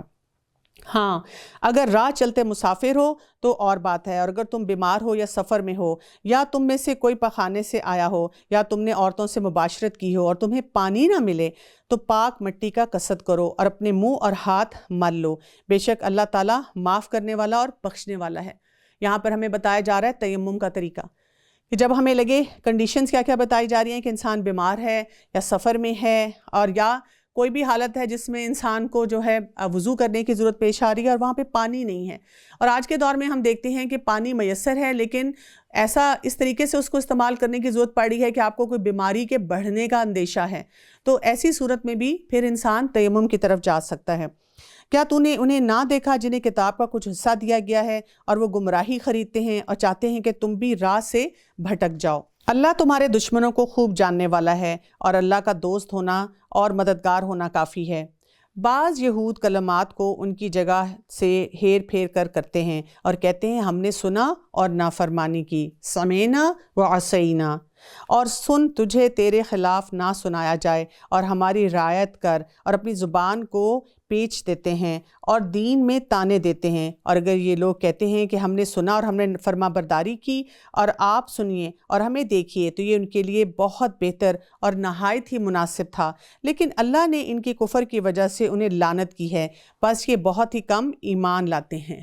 یعنی کہ یہ جو کانسیپٹ ہے جس پہ ہم نے بات بھی کی تھی کہ سمینا و اطعنا، یہ ہماری زندگی میں اگر آ جائے گا تو ہم ہر جگہ کامیاب ہوں گے۔ گھر میں رہتے ہوئے اگر شوہر اور بیوی ایک دوسرے کی بات سنیں اور جو جائز بات ہے اس کو مانیں، اسی طرح سے ماں باپ کی بات اولاد کیسے سنیں، اسی طرح گھر سے باہر نکلنے کے بعد جو ہم اپنے دفتروں میں بہت سے معاملات کرتے ہیں وہاں پر بھی ہم یہی کام کریں، یعنی ہر ڈیلنگ میں سمینا و اطعنا، اور سب سے بڑی سمینا و اطعنا تو ہمارے لیے اللہ تعالیٰ کی طرف سے ہے کہ ہم اللہ کے حکموں کو ماننے والے ہوں۔ اے اہل کتاب، جو کچھ ہم نے نازل فرمایا ہے جو اسے بھی سچا کرنے والا ہے جو تمہارے پاس ہے، اس پر اس سے پہلے ایمان لاؤ کہ ہم چہرے بگاڑ دیں اور انہیں لوٹا کر پیٹھ کی طرف کر دیں یا ان پر لعنت بھیج دیں، جیسے ہم نے ہفتے کے دن والوں پر لعنت کر دی تھی، اور ہے اللہ تعالیٰ کا کام کیا ہوا۔ یقیناً اللہ تعالیٰ اپنے ساتھ شریک کیے جانے کو نہیں بخشتا اور اس کے سوا جسے چاہے بخش دیتا ہے۔ جو اللہ کے ساتھ شریک مقرر کرے اس نے بہت بڑا گناہ اور بہتان باندھا۔ یہ بہت اہم آیت ہے، آیت نمبر 48۔ ان اللہ لا یغفر ان یشرک بہ ویغفر ما دون ذلک لمن یشاء ومن یشرک باللہ فقد افتری اثما عظیما۔ تو یہاں پر ہمیں شرک کے بارے میں بتایا جا رہا ہے کہ اللہ تعالیٰ کی طرف سے جو ایک چیز کے لیے ہمیں اسٹرانگ وارننگ ہے وہ یہ ہے کہ انسان اپنے آپ کو شرک سے بچائے۔ تھوڑا سا ہم یہاں پر شرک کی حقیقت کو بھی جاننے کی کوشش کرتے ہیں کہ شرک سے کیونکہ ہم نے بچنا ہے، کیونکہ اکثر اوقات ہوتا یہ ہے کہ جب شرک کے بارے میں بات ہوتی ہے تو ہم سمجھتے ہیں کہ اچھا وہ لوگ جو بتوں کی پوجا کرتے ہیں، تو ہم تو الحمدللہ بتوں کی پوجا نہیں کر رہے، ہم اپنے آپ کو اس طرح سے بہت سے معاملات میں ریلیکس رکھتے ہیں، لیکن کیونکہ یہاں پر یہ کہا گیا ہے کہ اللہ تعالیٰ ہر گناہ کو معاف کر دے گا لیکن شرک کو معاف نہیں کرے گا۔ تو شرک جو ہے اس کا معنی کیا آتا ہے کہ جب اللہ کی ذات اور صفات کا اقرار کرتے ہوئے کسی دوسرے کو کم یا زیادہ کسی درجے میں ان میں شریک ماننا، یعنی کہ ہم جب اللہ سبحانہ و تعالیٰ کی ذات کے برابر کسی کو لے آتے ہیں، یعنی اس کا اگر اپوزٹ ہم دیکھیں تو اس کو ہم کہتے ہیں توحید، اور شرک کو سب سے بڑا گناہ کہا گیا ہے کیونکہ بیسیکلی اس میں ہم اللہ تعالیٰ کی ذات کی نفی کر رہے ہوتے ہیں، یا تو ہم ذات میں کر رہے ہیں یا صفات میں کر رہے ہیں یا ناموں میں کر رہے ہیں۔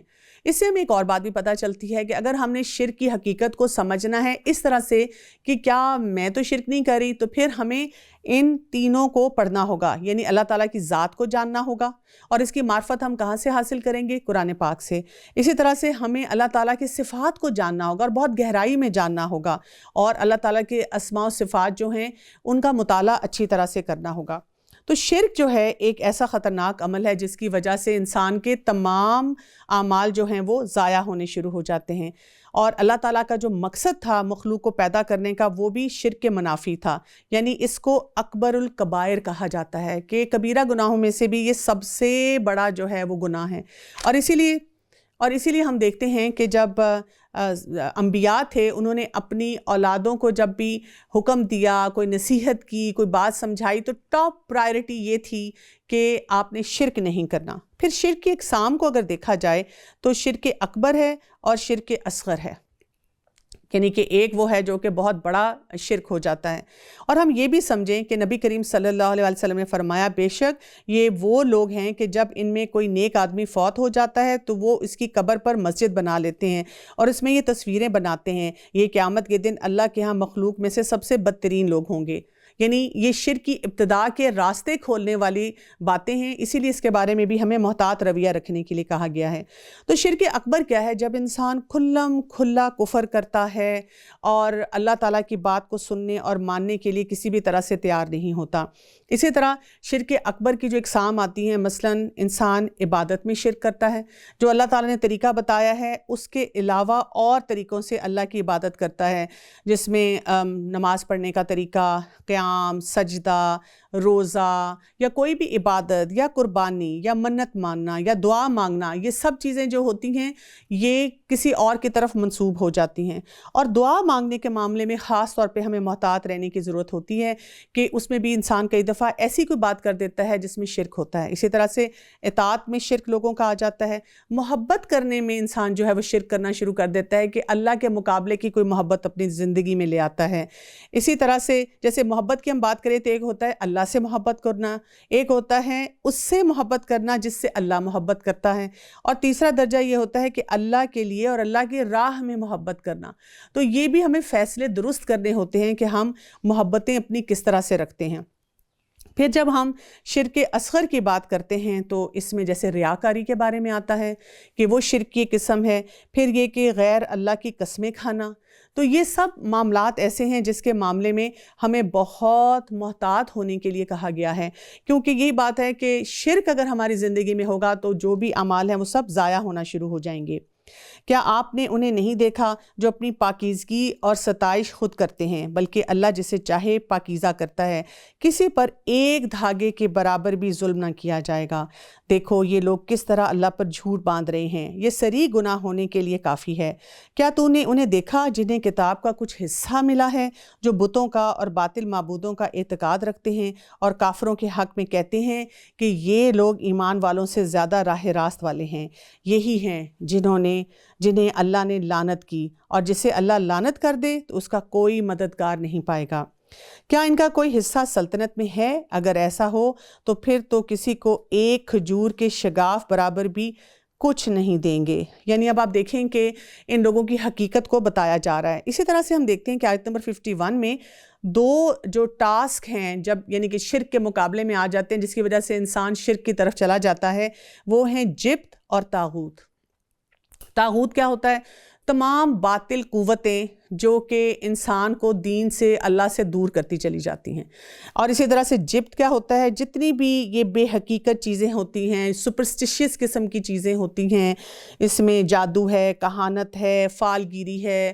آج کے دور میں ہم دیکھتے ہیں کہ یہ سٹار سائنس ہیں، ٹیرو کارڈز ہیں، یعنی ان سب چیزوں کے بارے میں ہمارا ایک محتاط رویہ ہونا چاہیے، کیونکہ انہی کی وجہ سے انسان جو ہے آہستہ آہستہ اپنے تعلق کو اللہ تعالیٰ کے ساتھ کھوتا چلا جاتا ہے۔ اور پھر وہی بات ہے کہ شرک اس طرح سے انسان کی زندگی میں آ جاتا ہے کہ اس کو احساس ہی نہیں ہوتا۔ یا یہ لوگوں سے حسد کرتے ہیں، اس پر اللہ تعالیٰ نے اپنے فضل سے اسے دیا ہے، بس ہم نے تو آل ابراہیم کو کتاب اور حکمت بھی دی اور بڑی سلطنت بھی عطا فرمائی، پھر ان میں سے بعض نے تو اس کتاب کو مانا اور بعض اس سے رک گئے، اور کافی ہے جہنم کا جلانا۔ جن لوگوں نے ہماری آیتوں سے کفر کیا انہیں ہم یقیناً آگ میں ڈال دیں گے، جب ان کی کھالیں پک جائیں گی ہم ان کے سوا اور کھالیں بدل دیں گے تاکہ عذاب چکھتے رہیں، یقیناً اللہ تعالیٰ غالب اور حکمت والا ہے۔ اور جو لوگ ایمان لائے اور اچھے اعمال کیے ہم انہیں عنقریب ان جنتوں میں لے جائیں گے جن کے نیچے نہریں بہہ رہی ہوں گی، جن میں وہ ہمیشہ ہمیشہ رہیں گے، ان کے لیے وہاں صاف ستھرے ازواج ہوں گے اور ہم انہیں گھنی چھاؤں اور پوری راحتوں میں لے جائیں گے۔ اللہ تعالیٰ تمہیں تاکیدی حکم دیتا ہے کہ امانت والوں کی امانتیں انہیں پہنچاؤ، اور جب لوگوں کا فیصلہ کرو تو عدل و انصاف سے فیصلہ کرو، یقیناً وہ بہتر چیز ہے جس کی نصیحت تمہیں اللہ کر رہا ہے، بے شک اللہ تعالیٰ سنتا اور دیکھتا ہے۔ یا ایھا الذین آمنوا اطیعوا اللہ واطیعوا الرسول واولی الامر منکم فان تنازعتم فی شیء فردوہ الی اللہ والرسول ان کنتم تؤمنون باللہ والیوم الآخر ذالک خیر واحسن تاویلا۔ یہاں پر ایک بہت اہم جو معاملہ ہے اس کی طرف اشارہ کیا جا رہا ہے۔ اے ایمان والو، فرما برداری کرو اللہ کی اور فرما برداری کرو رسول کی اور تم میں سے اختیار والوں کی، پھر اگر کسی چیز میں اختلاف کرو تو اسے لوٹاؤ اللہ اور رسول کی طرف، اور اگر تمہیں اللہ پر اور قیامت کے دن پر ایمان ہے یہ بہت بہتر ہے اور با اعتبار انجام بہت اچھا ہے۔ بہت اہم پرنسپل ہے جو ہمیں یہاں پر دیا جا رہا ہے، اور یہ پرنسپل ہمیں کیا بتاتا ہے کہ ہم نے کسی بھی معاملے میں جب پرابلم سالونگ کی طرف جانا ہے تو کیا کرنا ہے، کیسے اپنے معاملات کو لے کر چلیں۔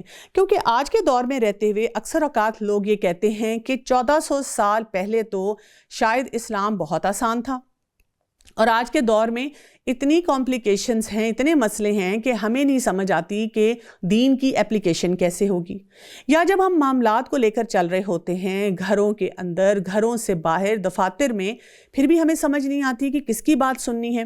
تو یہاں پر ہمیں ایک سسٹم دیا گیا ہے۔ سسٹم میں سب سے پہلی بات کیا کی گئی ہے؟ ہماری اطاعت، ہماری پہلی لائلٹی کس کے ساتھ ہوگی؟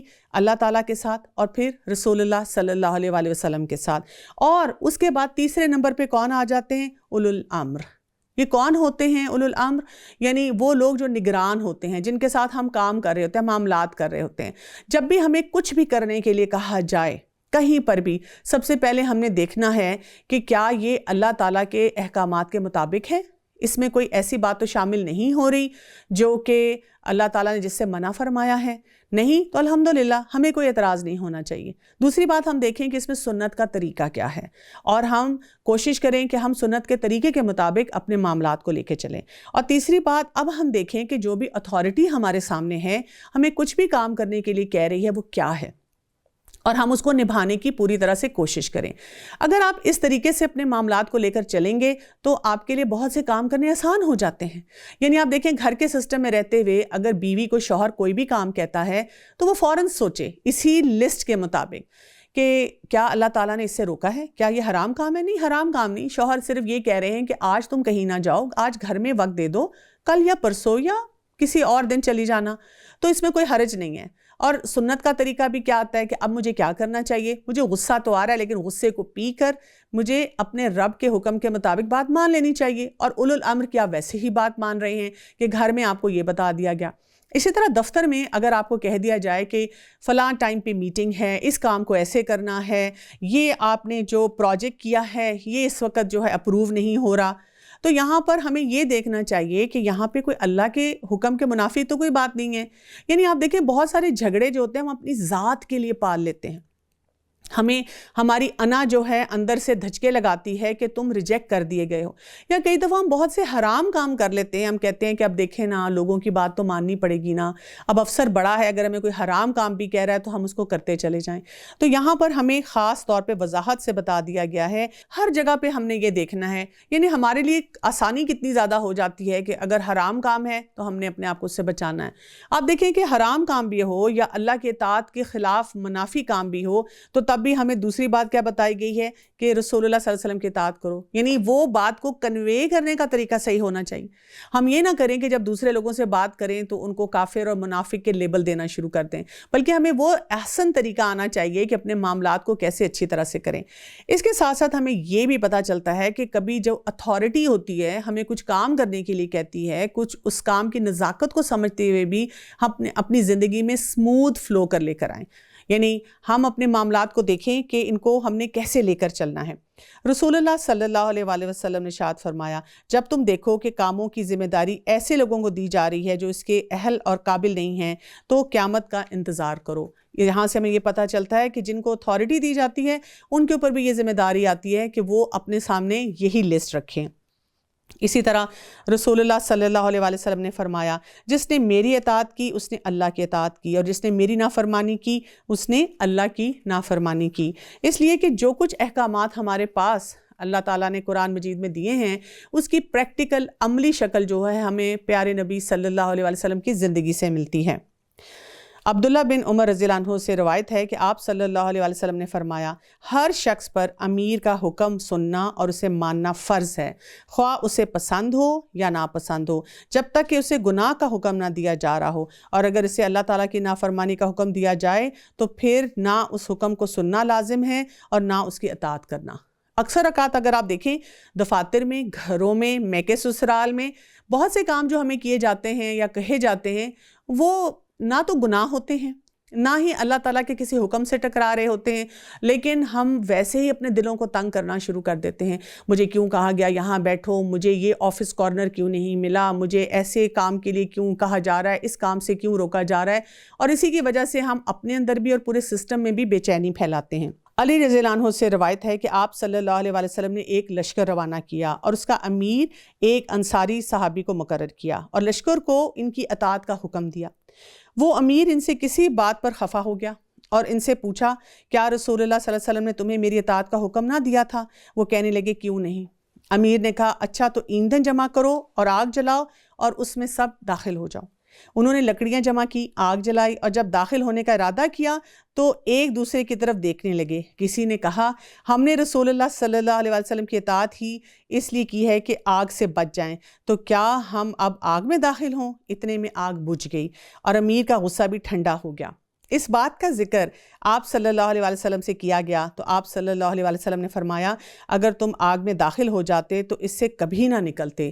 اطاعت تو صرف نیکی کے کاموں میں ہے، یعنی ہمیں اطاعت کرتے وقت بھی اس اپنے سٹائل میں بیلنس لانے کی ضرورت ہے۔ عبادہ بن صامت رضی اللہ عنہ فرماتے ہیں کہ ہم سے رسول اللہ صلی اللہ علیہ وسلم نے اس بات پر بیعت لی کہ ہم اپنے امراء اور حکام کی باتیں سنیں گے اور مانیں گے، خواہ اس میں ہماری خوشی ہو یا ناراضگی ہو، اور خواہ ہمارے لیے سختی ہو یا آسانی ہو، اور خواہ ہم پر دوسروں کو ترجیح دی جا رہی ہو، اور اس بات پر بھی بیعت لی کہ تم عہدے کے اہل سے عہدہ نہیں چھینو گے، البتہ یہ کہ تم ان کا کھلا کفر دیکھو جس کے بارے میں تمہارے پاس کوئی واضح دلیل بھی موجود ہو۔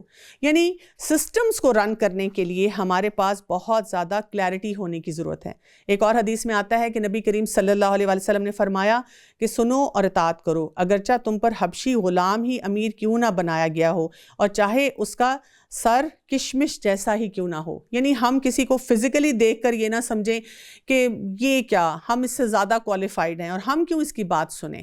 یعنی آپ بہت لرنڈ بھی ہو سکتے ہیں، لیکن جو ہمیں طریقہ بتایا جا رہا ہے اگر ہم اس کے مطابق اپنی زندگی کو رن کرتے ہیں، دوبارہ میں یہ بات کروں گی، گھروں کے اندر بھی اور معاشرے کے اندر، اداروں میں بھی، تو پھر اس سے کیا ہوتا ہے کہ ورک فلو ہمارا جو ہوتا ہے وہ بہت سموتھ ہو جاتا ہے، اور پھر ہمیں یہ بھی تفریق نہیں کرنی پڑتی کہ اس ٹائم پہ تو ہم نے مسلمان ہونے کا حق ادا کرنا ہے اور اس ٹائم پہ اپنے دفتری معاملات کو یا گھریلو معاملات کو لے کر چلنا ہے۔ ہم دین کے اصولوں کے مطابق ہر کام کو بہتر طور پہ کر پاتے ہیں۔ کیا آپ نے انہیں نہیں دیکھا جن کا دعویٰ تو یہ ہے کہ وہ کچھ آپ پر اور کچھ آپ سے پہلے اتارا گیا ہے اس پر ایمان ہے، لیکن اپنے فیصلے غیر اللہ کی طرف لے جانا چاہتے ہیں، حالانکہ انہیں حکم دیا گیا ہے کہ شیطان کا انکار کریں۔ شیطان تو یہ چاہتا ہے کہ انہیں بہکا کر دور ڈال دے۔ یعنی یہاں پر آپ دیکھیں کہ یہ جو اتنا امپورٹنٹ سسٹم ہے، اس کو روکنے میں کون ہمارے ساتھ ہوگا؟ کون ہمیں ہر وقت وسوسے دیتا رہے گا؟ شیطان کسی نہ کسی طرح سے ہمیں یہ بتائے گا کہ تمہیں کیوں ہر ایک کی بات سننے کی ضرورت ہے۔ ان سے جب کبھی کہا جائے کہ اللہ کے نازل کردہ کلام کی اور رسولوں کی طرف آؤ تو دیکھ لے گا کہ یہ منافق تجھ سے منہ پھیر کر رکے جاتے ہیں۔ پھر کیا بات ہے کہ جب ان پر ان کے کرتوت کے باعث کوئی مصیبت آ پڑتی ہے تو پھر یہ تیرے پاس آ کر اللہ کی قسمیں کھاتے ہیں کہ ہمارا ارادہ تو صرف بھلائی اور میل ملاپ کا ہی تھا۔ یہ لوگ ہیں کہ ان کے دلوں کا بھید اللہ تعالیٰ پر بخوبی روشن ہے، تو ان سے چشم پوشی کر انہیں نصیحت کرتا رہے اور انہیں وہ بات کہہ جو ان کے دلوں میں گھر کرنے والی ہو۔ ہم نے ہر رسول کو صرف اس لیے بھیجا کہ اللہ کے حکم سے ان کی فرما برداری کی جائے، اور اگر یہ لوگ جب کبھی اپنی جانوں پر ظلم کرتے تو تیرے پاس آ جاتے اور اللہ سے استغفار کرتے، اور رسول بھی ان کے لیے استغفار کرتا، تو یقیناً یہ لوگ اللہ کو معاف کرنے والا اور مہربان پاتے۔ سو قسم ہے تیرے پروردگار کی، یہ ایماندار نہیں ہو سکتے جب تک کہ اپنے تمام آپس کے اختلافات میں تجھ ہی کو حاکم نہ بنا لیں۔ پھر تو جو فیصلے ان میں کر دے ان سے اپنے دل میں کسی طرح کی تنگی اور ناخوشی نہ پائیں اور فرمانبرداری کے ساتھ قبول کر لیں۔ اور اگر ہم ان پر یہ فرض کر دیتے کہ اپنی جانوں کو قتل کر ڈالو یا اپنے گھروں سے نکل جاؤ تو اسے ان میں سے بہت ہی کم لوگ بجا لاتے۔ اگر یہ وہی کریں جس کی انہیں نصیحت کی جاتی ہے تو یقیناً یہی ان کے لیے بہتر اور بہت زیادہ مضبوطی والا ہے، اور تب تو انہیں اپنے پاس سے بڑا ثواب دیں۔ یقیناً انہیں راہ راست دکھا دیں جو بھی اللہ کی اور رسول کی فرما برداری کرے۔ بہت اہم اصول یہاں پہ آ رہا ہے سورہ نساء کی آیت نمبر 69 میں، وَمَن يُطِعِ اللَّهَ وَالرَّسُولَ فَأُولَٰئِكَ مَعَ الَّذِينَ أَنْعَمَ اللَّهُ عَلَيْهِمْ مِنَ النَّبِيِّينَ وَالصِّدِّيقِينَ وَالشُّهَدَاءِ وَالصَّالِحِينَ وَحَسُنَ أُولَٰئِكَ رَفِيقًا۔ ہم نے جو دعا مانگی تھی سورہ الفاتحہ میں، اہدنا الصراط المستقیم، اللہ تعالیٰ مجھے سیدھا راستہ دکھا، اور پھر ہم نے اس پہ کہا تھا کہ ہمیں ان لوگوں کا راستہ چاہیے جن پہ اللہ کا انعام ہوا۔ تو اللہ سبحانہ تعالیٰ ہمیں یہاں پر یہ بتا رہے ہیں کہ جو بھی اللہ کی اور رسول کی فرما برداری کرے گا، اطاعت کا کانسیپٹ دیا جا رہا ہے، اور ان کے ساتھ ہوگا جن پر اللہ نے انعام کیا ہے، جیسے نبی اور صدیق اور شہید اور نیک لوگ، اور یہ بہترین رفیق ہیں۔ یعنی یہاں پر فارمولہ ہمارے پاس کیا آ رہا ہے کہ جب ہم چاہ رہے ہیں کہ ہم نے زندگی کو اس طرح سے گزارنا ہے تو ہمیں اپنے رول ماڈلز کون سے بنانے ہوں گے، ہمیں انبیاء کی زندگی کو پڑھنا ہوگا۔ آپ دیکھیں کہ ٹریجڈی ہمارے لیے یہ ہے کہ لوگ کیا کہتے ہیں کہ جیسے ہی آپ کسی پیغمبر کی بات کریں، نبی کی بات کریں، تو وہ کہتے ہیں کہ بھئی وہ تو اللہ کے نبی تھے نا، ان کے ساتھ تو اللہ کی تائید تھی نا، ہم تو ویسے نہیں بن سکتے۔ وہاں پہ بھی ہم نے ہینڈز اپ کر لیے۔ اس کے بعد اگر بات کی جاتی ہے صدیقین کی، سچا ہونے کی، تو ہم کہتے ہیں آج کل کے زمانے میں تو سچائی کے ساتھ زندگی گزر ہی نہیں سکتی، اٹس نیکسٹ ٹو امپاسبل۔ ہم نے سچائی کو بھی ڈسکارڈ کر دیا اور ہم نے طرح طرح کے خوبصورت جھوٹ بنا لیے، وائٹ لائز، بلو لائز، رینبو لائز، اور جھوٹ بول بول کے ہم ان کو جسٹیفائی کرتے رہتے ہیں۔ پھر اس کے بعد جب شہادت کی بات کرتے ہیں تو وہاں پر بھی اب آپ دیکھیں کہ ہم جو شہداء ہیں یا ان کی فیملیز ہیں ان کا ریگارڈ تو کرتے ہیں، لیکن کئی دفعہ وہ لوگ جو ہمارے ملک کے دفاع کے لیے کھڑے ہو رہے ہوتے ہیں ہم ان کو ایکسیپٹ نہیں کرتے، ہم ان کے چیلنجز کو انڈرسٹینڈ نہیں کرتے، اور ہم ان کے بارے میں طرح طرح کے پروپیگنڈاز کرنا شروع کر دیتے ہیں۔ تو آپ دیکھیں کہ ہم ان کا مورائل بھی ڈاؤن کرتے ہیں، اور اسی وجہ سے پھر کیا ہو جاتا ہے کہ بہت زیادہ لوگوں میں ڈسپیرٹی آنی شروع ہو جاتی ہے۔ وہ لوگ جو ملک کا دفاعی سسٹم چلا رہے ہوتے ہیں اور وہ لوگ جو کہ عام پبلک ہوتی ہے، تو ان میں بھی تفریق ہوتی ہے، یعنی ایک دوسرے کی عزت جو ہے وہ نہیں کر پاتے۔ پھر صالحین کی بات کہ انسان کو نیک ہونا چاہیے، ہم کہتے ہیں آج کل تو نیکی کا زمانہ ہی نہیں ہے۔ یعنی ہر بات کے اوپر ہم نے ایک اپنے تھاٹ پروسیس کو شروع کر دیا ہوا ہے۔ تو پھر آپ بتائیں کہ جو بات یہاں ہو رہی ہے انعم اللہ کا انعام ہوا ان پہ، اور ہم مانگ کیا رہے ہیں کہ اللہ تعالیٰ ہمیں کس کا راستہ دکھا؟ صراط الذین انعمت علیہم۔ ہم ہر نماز میں یہ مانگ رہے ہیں، لیکن جب ہمیں وہ ملنا شروع ہو تو ہم اس کی طرف جانا نہیں پسند کرتے۔ تو یہاں پر ہمیں یہ بات سمجھنے کی اور دیکھنے کی بہت زیادہ ضرورت ہے۔ یہ فضل اللہ کی طرف سے ہے اور اللہ ہی کافی ہے جاننے والا۔ اے مسلمانوں، یا ایھا الذین آمنوا خذوا حذرکم، کیا بات یہاں پہ ہو رہی ہے؟ اے مسلمانوں اپنے ہتھیار لیے رہو۔ ہتھیاروں کی بات کی جا رہی ہے، یعنی ہمیں یہاں پر یہ ایک بہت امپورٹنٹ پرنسپل دیا جا رہا ہے کہ انسان بہت الرٹ ہو کر، محتاط ہو کر اپنے دفاعی سسٹم کو لے کر چلے۔ یعنی یہ نہیں ہے کہ چھپ چھپ کر بیٹھا رہے، یہ نہیں ہے کہ جب اس کو لگے کہ اچھا دشمن بالکل قریب پہنچ گیا ہے تو اب وہ اپنے مورچوں کی طرف جانا شروع کرے۔ پھر گروہ گروہ بن کر کوچ کیا کرو یا سب کے ساتھ اکٹھے نکل کھڑے ہو، یقیناً تم میں بعض وہ بھی ہیں جو پس و پیش کرتے ہیں۔ پھر اگر تمہیں کوئی نقصان ہوتا ہے تو وہ کہتے ہیں اللہ نے مجھ پر بڑا فضل کیا ہے اور میں ان کے ساتھ موجود نہ تھا۔ کن کی بات ہو رہی ہے یہاں پر؟ یعنی ایک طرف تو وہ بہادر لوگ ہیں جو کہ اپنے لیے تیار ہیں ہر وقت ہتھیاروں کے ساتھ کہ انہوں نے دفاعی نظام کو مضبوط بنانا ہے، اور ایک وہ منافقوں کا ٹولہ ہے کہ جب کوئی مشکل آتی ہے تو وہ کہتے ہیں شکر ہے اللہ کے ہم ان کے ساتھ وہاں پر موجود نہیں تھے۔ اور اگر تمہیں اللہ تعالیٰ کا کوئی فضل مل جائے تو اس طرح کہ گویا تم ان میں سے کوئی دوستی بھی ہے ہی نہیں، کہتے ہیں کہ کاش میں بھی ان کے ہمراہ ہوتا تو بڑی کامیابی کو پہنچتا۔ بس جو لوگ دنیا کی زندگی کو آخرت پر قربان کرنے والے ہیں انہیں اللہ کی راہ میں جہاد کرنا چاہیے۔ جو شخص راہ اللہ میں جہاد کرتے ہوئے شہادت پالے یا غالب آ جائے، یقیناً ہم اسے بہت بڑا بدلہ عنایت فرمائیں گے۔ تو فرمولہ کیا دیا گیا کہ ایسی لوگوں کی باتوں سے انسان کی دل آزاری نہیں ہونی چاہیے، مورائل ڈاؤن نہیں ہونا چاہیے۔ ہمیں پتہ ہونا چاہیے کہ ہم نے کس طرح سے اپنے سسٹم کو لے کر چلنا ہے، اور اسی لیے آیت نمبر 74 سورہ نساء میں کیا کہا گیا؟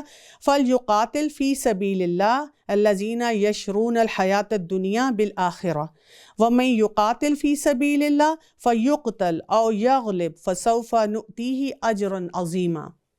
تو بہت کلیئرٹی سے ہمیں یہاں پہ بتایا جا رہا ہے کہ اپنے دفاعی نظام کو ہر وقت مضبوط رکھنا ہے۔ رسول اللہ صلی اللہ علیہ وآلہ وسلم نے فرمایا جو شخص اس حالت میں مرے کہ نہ اس نے اللہ کے راستے میں جنگ کی اور نہ ہی کبھی اس کے دل میں اس کا خیال گزرا تو اس کی موت نفاق کی ایک شاخ پر ہوگی۔ ابو سعید خدری رضی اللہ عنہ سے روایت ہے کہ آپ صلی اللہ علیہ وآلہ وسلم سے پوچھا گیا لوگوں میں سے سب سے افضل کون ہے؟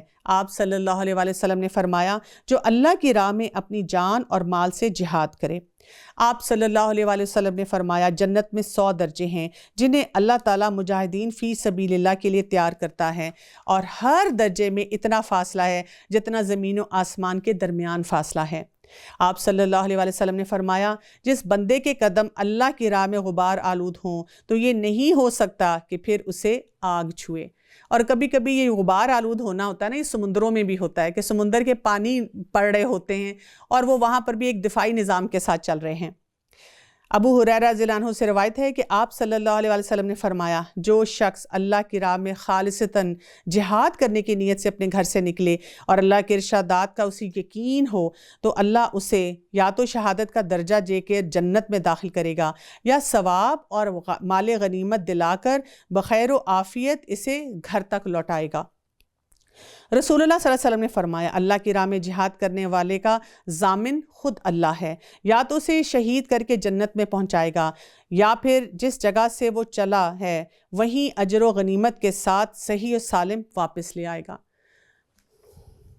بھلا کیا وجہ ہے کہ تم اللہ کی راہ میں اور ان ناتوانوں کے چھٹکارے کے لیے جہاد نہ کرو جو مرد، عورتیں اور ننھے بچے یوں دعائیں مانگ رہے ہیں کہ اے ہمارے پروردگار ربنا اخرجنا من هذه القرية الظالم اهلها واجعل لنا من لدنك وليا واجعل لنا من لدنك نصيرا، کہ اے ہمارے پروردگار ان ظالموں کی بستی سے ہمیں نجات دے اور ہمارے لیے خود اپنے پاس سے حمایتی اور کارساز مقرر کر دے اور ہمارے لیے خاص اپنے پاس سے مددگار بنا۔ یعنی جہاد کا ایک مقصد تو اللہ کے نام کو، اللہ کے کلمے کو بلند کرنا ہے، اور دوسرا جہاں جہاں ظلم ہو رہا ہو ظلم کو ختم کرنا ہے۔ کیونکہ کئی دفعہ لوگ کہتے ہیں کہ اگر آپ جہاد کو اتنی امپورٹنس دیتے ہیں تو واٹس دا ڈفرنس آپ میں اور آج کل کی سپر پاورز میں جو ہر جگہ پر اپنی فوجیں بھیج رہے ہیں، وہ بھی تو یہی کام کر رہے ہیں۔ لیکن اگر آپ فرق دیکھیں گے، پوری ہسٹری کو پڑھیں گے تو آپ کو ہمیشہ نظر آئے گا کہ جہاں جہاں پر بھی جہاد کیا گیا اور اس نیت سے کیا گیا کہ اللہ کے نام کو بلند کرنا ہے، وہاں پر عدل آیا، وہاں پر انصاف ہوا، اور وہاں پر منیمم بلڈ شیڈ ہوا، اور وہاں پہ قواعد و ضوابط کے ساتھ جو ہے جنگ کی گئی۔ جو لوگ ایمان لائے ہیں وہ تو اللہ کی راہ میں جہاد کرتے ہیں، اور جن لوگوں نے کفر کیا ہے وہ اللہ کے سوا اوروں کی راہ میں لڑتے ہیں، بس تم شیطان کے دوستوں سے جنگ کرو۔ ان کید الشیطان کان ضعیفا، یقین مانو کہ شیطان کے ہیلے بالکل بودا اور سخت کمزور ہیں۔ کیا تو نے انہیں نہیں دیکھا جنہیں حکم دیا گیا ہے کہ اپنے ہاتھوں کو روکے رکھو اور نمازیں پڑھتے رہو اور زکوٰۃ ادا کرتے رہو، پھر جب انہیں جہاد کا حکم دیا گیا اس وقت ان کی ایک جماعت لوگوں سے اس قدر ڈرنے لگی جیسے اللہ کا ڈر ہو، بلکہ اس سے بھی زیادہ، اور کہنے لگی اے رب تو نے ہم پر جہاد کیوں فرض کر دیا؟ کیوں ہمیں تھوڑی سی زندگی اور نہ جینے دیا؟ تو کہہ دے کہ دنیا کی سود مندی تو بہت ہی کم ہے اور پرہیزگاروں کے لیے تو آخرت ہی بہتر ہے۔ تم پر ایک دھاگے کے برابر بھی ستم روانہ نہ کیا جائے گا۔ تم جہاں کہیں بھی ہو موت تمہیں آ پکڑے گی، گو تم مضبوط برجوں میں ہی ہو۔ انہیں اگر کوئی بھلائی ملتی ہے تو یہ کہتے ہیں یہ اللہ کی طرف سے ہے، اور اگر انہیں برائی پہنچتی ہے تو یہ کہہ اٹھتے ہیں یہ تیری طرف سے ہے۔ انہیں خبردار کرو سب کچھ اللہ کی طرف سے ہے۔ انہیں کیا ہو گیا ہے کہ ایک بات سمجھنے کی بھی قریب نہیں؟ تجھے جو بھلائی ملتی ہے وہ اللہ کی طرف سے ہے۔ یہ فارمولہ ہم نے اپنی زندگی میں یاد رکھنا ہے، اور جو برائی پہنچتی ہے وہ تیرے اپنے نفس کی طرف سے ہے۔ یعنی جب بھلائی پہنچے تو ہم کہیں کہ یہ میرے رب کا ہی فضل تھا، میں نے تو پتہ نہیں کیسا معاملہ اپنا کیا۔ اور جب برائی پہنچے تو پھر ہم ضرور پوز کریں، غور و فکر کریں کہ مجھ سے ایسی آج کون سی غلطی ہو گئی، کون سا میں نے ایسا کام کیا جہاں پر اللہ تعالیٰ کی طرف سے یہ میرے لیے ایک جھٹکا آ گیا، مجھے جگانے کے لیے، مجھے ہوشیار کرنے کے لیے کہ میں اپنے رویوں کو درست کروں۔ ہم نے تجھے تمام لوگوں کو پیغام پہنچانے والا بنا کر بھیجا، اور اللہ ہی کافی ہے گواہ۔ اس رسول کی اطاعت جو کرے اس نے اللہ کی فرما برداری کی، اور جو منہ پھیرے تو ہم نے تجھ پر کچھ ان پر نگہبان بنا کر نہیں بھیجا۔ یہ کہتے ہیں کہ اطاعت ہے، پھر جب آپ کے پاس سے اٹھ کر باہر نکلتے ہیں تو ان میں سے ایک جماعت جو کہہ گئی ہے اس کے خلاف راتوں کو مشورے کرتی ہے۔ ان کی راتوں کی بات چیت اللہ لکھ رہا ہے، تو ان کی طرف التفات بھی نہ کر اور اللہ پر بھروسہ رکھ، اللہ کافی کارساز ہے۔ یعنی جب انسان بہادری کے ساتھ، کلیئرٹی کے ساتھ اپنے دفاع پہ نکلتا ہے اور اللہ کے حکم کے مطابق معاملات کرتا ہے تو جو چیز آڑے آتی ہے وہ اکثر اوقات یہ منافقت کے رویے ہیں۔ جو لوگ آپ کے موریل کو ڈاؤن کرنا چاہتے ہیں اور اس کی وجہ سے وہ آپ کو بھی شیکی کرنا شروع کر دیتے ہیں کہ شاید آپ جو کام کر رہے ہیں یا معاملات لے کر چل رہے ہیں وہ درست نہیں ہیں. کیا یہ لوگ قرآن میں غور نہیں کرتے؟ افلا یتدبرون القرآن. یہاں پہ قرآن پہ تدبر کی بات کی جا رہی ہے کہ کیا کام کرنے کی ضرورت ہے. یعنی ہمیں قرآن پاک سے اپنے تعلق کو مضبوط بنانا ہے، کیونکہ جو لوگ قرآن کے ساتھ اپنے تعلق کو مضبوط نہیں بناتے وہ اکثر مشکلات میں جو ہیں وہ گھرے رہتے ہیں. اللہ سبحانہ و تعالیٰ نے ہماری اس سلسلے میں بھی بہت رہنمائی کی ہے اور بار بار ہم دیکھتے ہیں کہ قرآن پاک میں بھی ہمیں یہی طریقہ بتایا جاتا ہے کہ ہم اپنے تعلق کو قرآن کے ساتھ مضبوط کریں. رسول اللہ صلی اللہ علیہ وسلم ایک جگہ تشریف لائے اور وہ کہتے ہیں کہ صحابہ کہتے ہیں کہ ہم صفحہ میں تھے تو آپ صلی اللہ علیہ وسلم نے فرمایا تم میں سے کون یہ پسند کرتا ہے کہ وہ روزانہ صبح بطحان کی طرح یا عقیق کی طرف جائے اور وہاں سے بغیر کسی گناہ اور بغیر کسی قطع رحمی کے 2 بڑے بڑے کوہان والی اونٹنیاں لے آئے. تو ہم نے عرض کیا اے اللہ کے رسول ہم سب اس کو پسند کرتے ہیں. تو آپ صلی اللہ علیہ وسلم نے فرمایا کیا تم میں سے کوئی صبح مسجد کی طرف نہیں جاتا ہے کہ وہ اللہ عز و جل کی کتاب کی 2 آیتیں خود سیکھے یا ان کی قرات کرے، یا اس کے لیے 2 اونٹنیوں سے بہتر ہے اور 3 اس کے لیے 3 سے بہتر ہے اور 4 اس کے لیے 4 سے بہتر ہے. اسی طرح آیات کی تعداد اونٹنیوں کی تعداد سے بہتر ہے. یعنی جب ہم تدبر کی بات کرتے ہیں تو اس کا مقصد یہ ہوتا ہے کہ انسان اللہ کے کلام کو سمجھے اور اس کے مطابق پھر اپنی زندگی میں تبدیلی لے کر آئے. رسول اللہ صلی اللہ علیہ وسلم نے فرمایا بے شک لوگوں میں سے کچھ اللہ والے ہوتے ہیں. تو آپ صلی اللہ علیہ وسلم سے پوچھا گیا ان میں سے کون لوگ اللہ والے ہوتے ہیں؟ تو آپ صلی اللہ علیہ وسلم نے فرمایا قرآن والے ہی اللہ والے اور اس کے خاص لوگ ہوتے ہیں. اسی طرح ہم دیکھتے ہیں کہ کسی دانا کا قول ہے کہ اپنے بچوں کو قرآن سکھا دو اور قرآن اسے ہر چیز سکھا دے گا. آپ دیکھیں نا آج کل کے دور میں بھی جب لوگ اب قرآن کے اوپر خود تدبر کرتے ہیں تو پھر ان کو اپنے بچوں کی اور اپنے گھر والوں کی بھی فکر ہوتی ہے. سیدنا ابن عباس رضی اللہ عنہ کہتے ہیں کہ جب رسول اللہ صلی اللہ علیہ وسلم کی وفات ہوئی تو میری عمر 10 سال کی تھی اور میں نے محکم صورتیں پڑھ لی ہوئی تھیں. اسی طرح سیدنا زید بن ثابت رضی اللہ عنہ بیان کرتے ہیں کہ جب وہ 11 سال کے تھے تب نبی کریم صلی اللہ علیہ وسلم مدینہ تشریف لائے تو آپ صلی اللہ علیہ وسلم کے لیے وہ وحی کو لکھا کرتے تھے. یعنی اس وقت ہمیں ضرورت کس بات کی ہے کہ ہم اپنے قرآن کے ساتھ اپنے اس تعلق کو بہت مضبوط کریں. تو افلا یتدبرون القرآن، تو کیا یہ لوگ قرآن میں غور نہیں کرتے؟ اگر یہ اللہ کے سوا کسی اور کی طرف سے ہوتا تو یقیناً اس میں بہت اختلافات پائے جاتے. جہاں انہیں کوئی خبر امن کی یا خوف کی ملی تو انہوں نے اسے مشہور کرنا شروع کیا. اگر یہ لوگ اسے رسول کے اور اپنے میں سے ایسی باتوں کی تہ تک پہنچنے والوں کے حوالے کر دیتے تو اس کی حقیقت وہ لوگ معلوم کر لیتے جو تحقیق کا مادہ رکھتے ہیں. اگر اللہ کا فضل اور اس کی رحمت تم پر نہ ہوتی تو معدود چند کے علاوہ تم سب شیطان کے پیروکار بن جاتے. یعنی یہاں پر ہمیں یہ جو چائنیز وسپر ہے نا اس کو بنانے سے روکا گیا ہے کہ ایک بات کو مشہور انسان کرنا شروع کر دے، کیونکہ رسول اللہ صلی اللہ علیہ وسلم ارشاد فرمایا ہے انسان کے جھوٹا ہونے کے لیے یہی کافی ہے کہ جو وہ سنے اس کو بغیر تحقیق کے بیان کرنے لگ جائے. تو یہاں پر اس قسم کی جو فساد ہے اس سے بچانے کے لیے کہا گیا وہی ایک کانسیپٹ ہے جو ہم نے بات کی تھی کہ اللہ کی بات، رسول کی بات اور پھر جو رسپانسبل لوگ ہیں وہاں پہ. تو ہمیں بھی کوئی بات پتہ چلے، کوئی معاملہ پتہ چلے تو ادھر ادھر سنا ہے، تمہیں پتہ ہے، اور تھوڑی سی گوسپ کریں، اچھا میں تم سے بات کرتی ہوں کسی کو آگے نہ بتانا. یہ باتیں کرنے کی بجائے ہمیں کیا کرنا چاہیے؟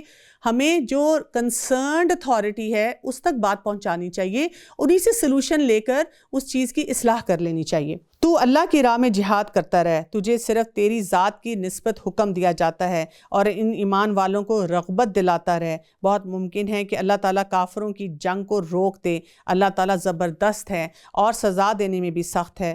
جو شخص کسی نیکی اور بھلائی کے کام کی سفارش کرے اسے بھی اس کا کچھ حصہ ملے گا، اور جو برائی اور بدی کی سفارش کرے اس کے لیے بھی اس میں ایک حصہ ہے. اللہ تعالیٰ ہر چیز پر قدرت رکھنے والا ہے.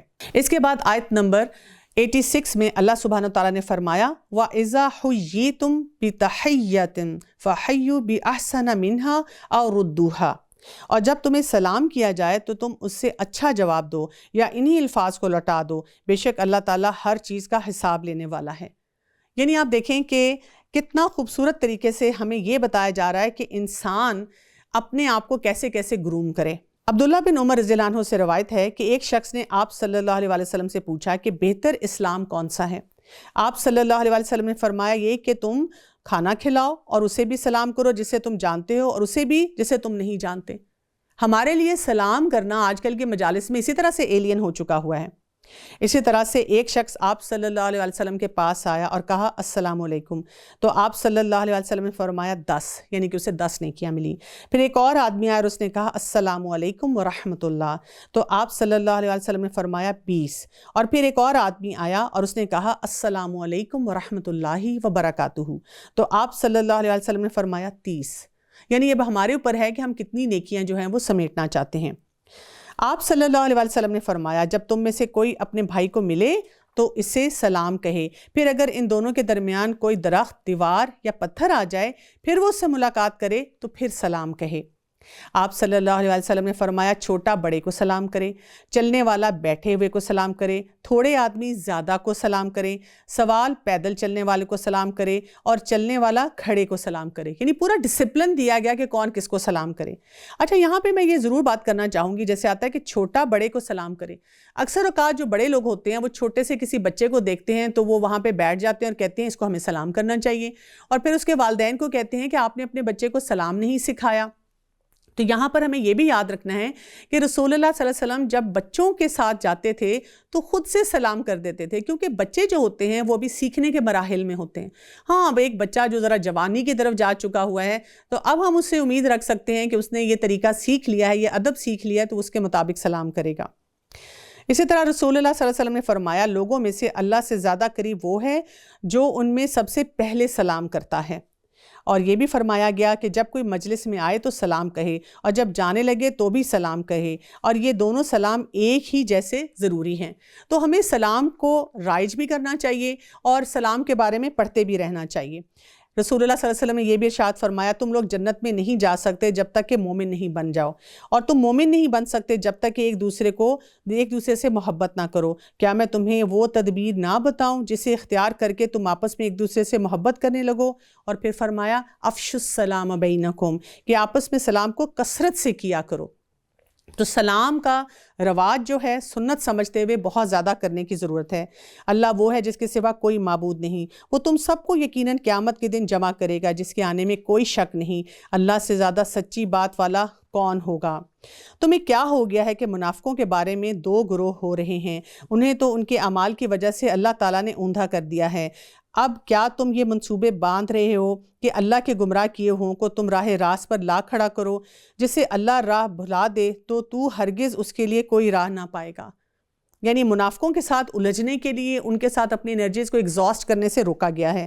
ان کی تو چاہت ہے کہ جس طرح کے کافر وہ ہیں تم بھی انہی کی طرح کفر کرنے لگو اور پھر سب یکساں ہو جائیں۔ پس جب تک یہ اسلام کی خاطر وطن نہ چھوڑیں ان میں سے کسی کو حقیقی دوست نہ بناؤ، پس اگر یہ منہ پھیر لیں تو انہیں پکڑو اور قتل کرو جہاں بھی یہ ہاتھ لگ جائیں۔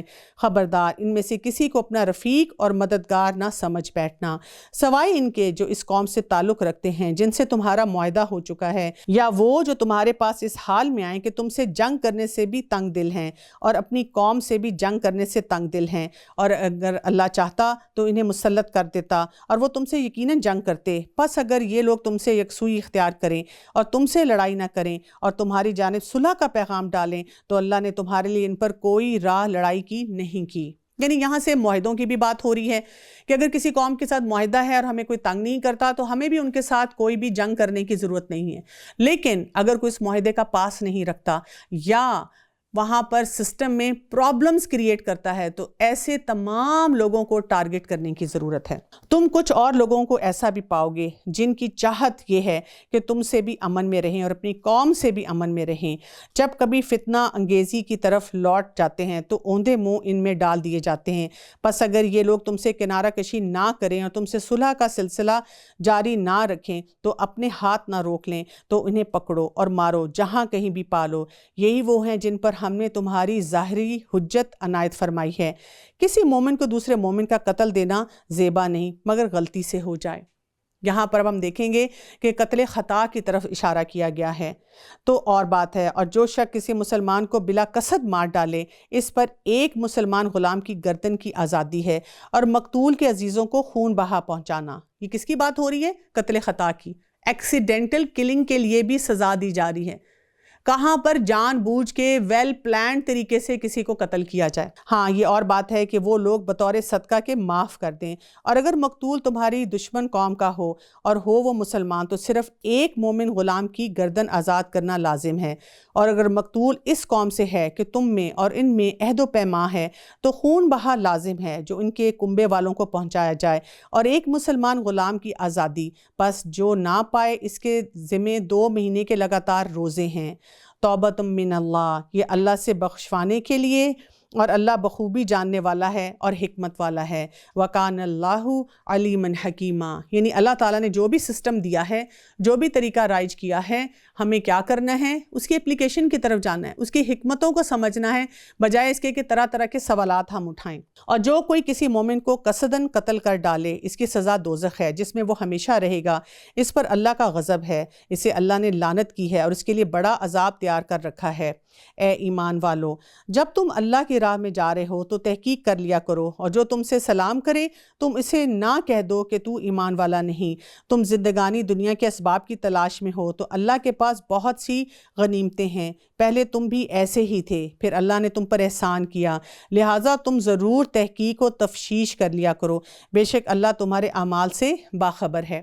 یہاں پر ہم دیکھتے ہیں کہ ایک واقعہ آتا ہے جس میں اسامہ بن زید رضی اللہ عنہ کہتے ہیں کہ نبی کریم صلی اللہ علیہ وآلہ وسلم نے ہمیں ایک قبیلے کی طرف بھیجا اور ہم نے علل صبح ان پر حملہ کیا اور انہیں شکست دی۔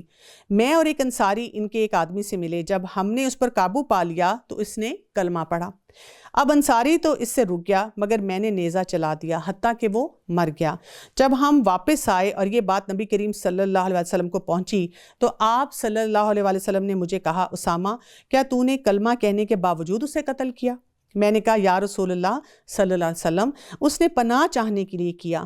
تو آپ صلی اللہ علیہ وسلم نے فرمایا، کیا تو نے کلمہ کہنے کے باوجود اسے قتل کیا؟ آپ صلی اللہ علیہ وسلم یہ الفاظ کئی بار دہراتے رہے، حتیٰ کہ میں نے خواہش کی کہ میں آج سے پہلے اسلام ہی نہ لایا ہوتا۔ یعنی انہوں نے یہ سوچا کہ کاش یہ واقعہ میں نے اپنی جہالت کے دور میں کیا ہوتا۔ لیکن یہاں سے ہمیں ایک اہم بات جو ہے وہ پتہ چلتی ہے، وہ کیا ہے کہ جب ایک انسان کوئی بھی معاملہ ہمارے ساتھ کرے تو ہم نے اس کی فیس ویلیو پہ کرنا ہے۔ یعنی ہم کسی کے دل میں جھانک کے نہیں دیکھ سکتے کہ وہ کتنا سچا ہے۔ جو انسان دل میں کوئی بھی غلط پلاننگ کر رہا ہے، کوئی بھی منافقت رکھ رہا ہے، وہ اس کا حساب کتاب اللہ کو دے گا۔ ہمیں یہ بتایا گیا کہ ہم بہت کلیئرٹی سے اپنے معاملات کریں۔ کوئی انسان کہتا ہے کہ جی میں نے کلمہ پڑھ لیا ہے، میں مسلمان ہوں، یا میں نے یہ کام کیا ہے یا نہیں کیا ہے، تو اس کے ساتھ اسی کے مطابق معاملہ کیا جائے۔ اپنی جانوں اور مالوں سے راہ اللہ میں جہاد کرنے والے مومن اور بغیر عذر کے بیٹھے رہنے والے مومن برابر نہیں۔ اپنے مالوں اور اپنی جانوں سے جہاد کرنے والوں کو بیٹھے رہنے پر اللہ تعالیٰ نے درجوں میں بہت فضیلت دے رکھی ہے، اور یوں تو اللہ نے ہر ایک کو خوبی اور اچھائی کا وعدہ کیا ہے، لیکن مجاہدین کو بیٹھے رہنے اور والوں پر بہت اجر کی اور فضیلت دی گئی ہے، اپنی طرف سے مرتبے کی بھی اور بخشش کی بھی اور رحمت کی بھی، اور اللہ تعالیٰ بخشنے والا اور رحم کرنے والا ہے۔ جو لوگ اپنی جانوں پر ظلم کرنے والے ہیں، جب فرشتے ان کی روح قبض کرتے ہیں تو پوچھتے ہیں کہ تم کس حال میں تھے؟ یہ جواب دیتے ہیں کہ ہم اپنی جگہ کمزور اور مغلوب تھے۔ فرشتے کہتے ہیں کہ اللہ کی زمین کشادہ نہ تھی کہ تم ہجرت کر جاتے؟ یہی لوگ ہیں جن کا ٹھکانہ دوزخ ہے اور وہ بری جگہ ہے پہنچنے کی۔ یعنی آپ دیکھیں کہ یہاں پہ یہ بھی فارمولہ بتایا گیا کہ کئی دفعہ انسان کے لیے اتنی مشکلات زندگی میں آتی ہیں، انسان کہتا ہے کہ میں کیا کروں، میں مجبور ہوں، میں یہاں نماز نہیں پڑھ سکتا، میں یہاں پہ اللہ کے حکم کے مطابق زندگی نہیں گزار سکتا۔ ایک خاتون کہتی ہے میں کیا کروں، میری مجبوری ہے نوکری کرنا، لیکن میں یہاں پر ایسا لباس نہیں پہن سکتی جو اللہ کے حکم کے مطابق ہو۔ تو کیا کہا گیا کہ اوکے فائن، اللہ کو تمہاری مجبوری سمجھ آ رہی ہے؟ نہیں۔ فرشتے کیا کہیں گے؟ اللہ کی زمین تو بہت وسیع تھی، آپ یہاں سے موو کیوں نہیں کر گئے؟ آپ ایسی جگہ کیوں نہیں چلے گئے؟ آپ نے ایسا سسٹم کیوں نہیں ڈھونڈا جہاں پر آپ اللہ کے قانون کے مطابق اپنی زندگی گزار سکتے؟ مگر جو مرد، عورتیں اور بچے بے بس ہیں، جنہیں نہ تو کسی چارہ کار کی طاقت ہے اور نہ ہی کسی راستے کا علم، بہت ممکن ہے کہ اللہ ان سے درگزر کرے گا۔ اللہ درگزر کرنے والا اور معاف فرمانے والا ہے۔ تو سمجھ کے آتی ہے یہاں پر کہ جب ہمیں لگے کہ کوئی ایسا قانون ہے جس کی وجہ سے ہم جو کرنے والا کام ہے وہ نہیں کر پا رہے ہیں، تو ہم کیا کریں؟ وہاں پہ فرسٹریٹ نہ ہوں، سب سے پہلے دیکھیں کہ میں کیا کر سکتا ہوں، کیا میرے پاس کوئی اور آپشنز ہیں، اور میں نے اپنی طرف سے کتنی ایفرٹ ڈالی ہے۔ یعنی ہماری اکاؤنٹیبلٹی لوگوں کے لیے نہیں ہونی چاہیے بلکہ اللہ تعالیٰ کی طرف ہونی چاہیے۔ وَمَن يُهَاجِرْ فِي سَبِيلِ اللَّهِ يَجِدْ فِي الْأَرْضِ مُرَاغَمًا كَثِيرًا وَسَعًا۔ جو لوگ راہ اللہ میں وطن کو چھوڑے گا وہ زمین میں بہت سی قیام کی جگہیں بھی پالے گا اور کشادگی بھی۔ جو کوئی اپنے گھر سے اللہ اور اس کے رسول کی طرف نکل کھڑا ہوا پھر اسے موت نے آ پکڑا تو بھی یقیناً اس کا اجر اللہ تعالیٰ کے ذمہ ثابت ہوگا، اللہ بڑا بخشنے والا مہربان ہے۔ یعنی ہم اگر سوچیں کہ ہم جو ہجرت کر رہے ہیں، کیونکہ اب ہماری ہجرت کیا ہے؟ ہماری ہجرت ہے اس بیڈ کمپنی کو چھوڑنا، ہماری ہجرت ہے اس نوکری کو چھوڑنا، اس علاقے کو چھوڑنا جہاں پر ہمیں لگے کہ ہم اللہ کے قانون کے مطابق اپنے جو کام ہے وہ نہیں نبھا سکتے۔ یعنی ہم اپنی دنیا تو شاید سنوار لیں گے لیکن آخرت نہیں ہماری سنورے گی۔ تو ہمیں یہ کامل یقین ہونا چاہیے کہ کیسے ہو سکتا ہے کہ میں نے اللہ کی خاطر اس کام کو چھوڑا تو اللہ تعالیٰ جو ہے میری زندگی میں خیر و برکت نہ لائے۔ جب تم سفر پہ جا رہے ہو تو تم نمازوں کے قصر کے کرنے میں کوئی گناہ نہیں، اگر تمہیں ڈر ہو کہ کافر تمہیں ستائیں گے، البتہ کافر تمہارے کھلے دشمن ہیں۔ جب تو ان میں سے ہو اور انہیں نماز میں کھڑا کر لے تو چاہیے کہ ان کی ایک جماعت تو تیرے ساتھ اپنے ہتھیار لیے کھڑی ہو۔ یہاں پہ پھر صلاۃ الخوف کا ذکر آ رہا ہے۔ پھر جب یہ سجدہ کر چکیں تو یہ تو ہٹ کر تمہارے پیچھے آ جائیں اور وہ دوسری جماعت جس نے نماز نہیں پڑھی وہ آ جائے اور تیرے ساتھ نماز ادا کرے اور اپنا بچاؤ اور اپنے ہتھیار لیے رہے۔ کافر چاہتے ہیں کہ کسی طرح تم اپنے ہتھیاروں اور اپنے سامان سے بے خبر ہو جاؤ۔ جب تو ان میں ہو انہیں نماز میں کھڑا کر لے تو چاہیے کہ ان کی ایک جماعت تو تیرے ساتھ اپنے ہتھیار لیے ہوئے کھڑی ہو۔ یہاں پر صلاۃ الخوف کا ذکر آ رہا ہے۔ پھر جب یہ سجدہ کر چکیں تو یہ تو ہٹ کر تمہارے پیچھے آ جائیں اور وہ دوسری جماعت جس نے نماز نہیں پڑھی وہ آ جائے اور تیرے ساتھ نماز ادا کرے اور اپنا بچاؤ اور اپنے ہتھیار لیے رہیں۔ کافر چاہتے ہیں کہ کسی طرح تم اپنے ہتھیاروں اور اپنے سامان سے بے خبر ہو جاؤ تو وہ تم پر اچانک دھاوا بول دیں۔ ہاں، اپنے ہتھیار اتار رکھنے میں اس وقت تم پر کوئی گناہ نہیں جبکہ تمہیں تکلیف ہو یا بوجہ بارش کے یا بس سبب بیمار ہو جانے کے اپنے بچاؤ کی چیزیں ساتھ لیے رہو۔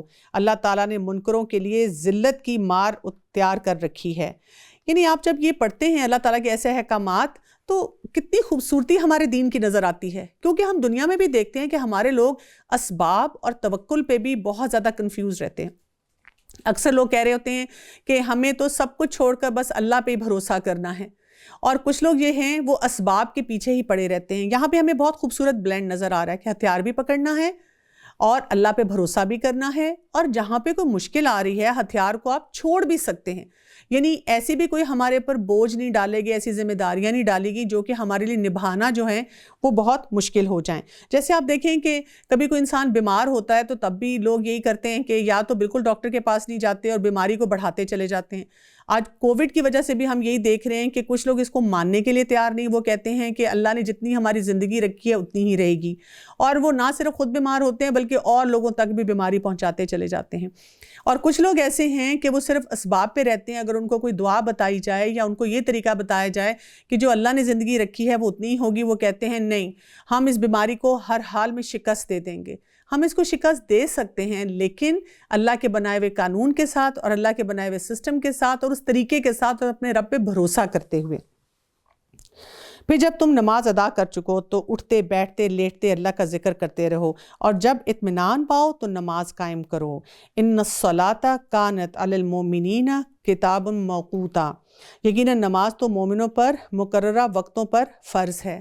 یہاں پہ نماز کی نہ صرف پابندی بتائی جا رہی ہے، اس کی اہمیت بتائی جا رہی ہے، لیکن اس کے ساتھ ساتھ ہمیں یہ بھی اشارہ دیا جا رہا ہے کہ نماز کو اپنے وقت پر ادا کرنا چاہیے۔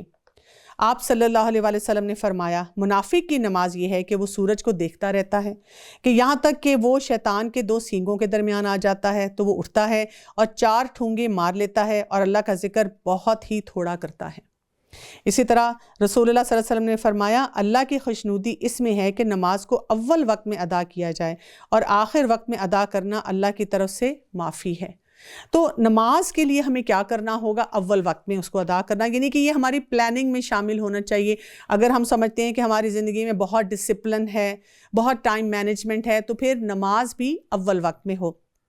اب یہاں پر ایک چیلنج عام لوگوں کا بھی آتا ہے، خاص طور پہ والدین کا آتا ہے جب وہ کہتے ہیں کہ ہم اپنے بچوں کو کہتے ہیں، اور خاص طور پہ اگر وہ ٹین ایج بچے ہیں، بالغ بچے ہیں، وہ بیٹھے ہوئے ہوتے ہیں، اپنی سکرینز پہ ہوتے ہیں، اپنی کیجول ایکٹیویٹیز کر رہے ہوتے ہیں، اور اماں ابا بے چین پھر رہے ہیں، ان کو کہتے ہیں بیٹا نماز پڑھ لو.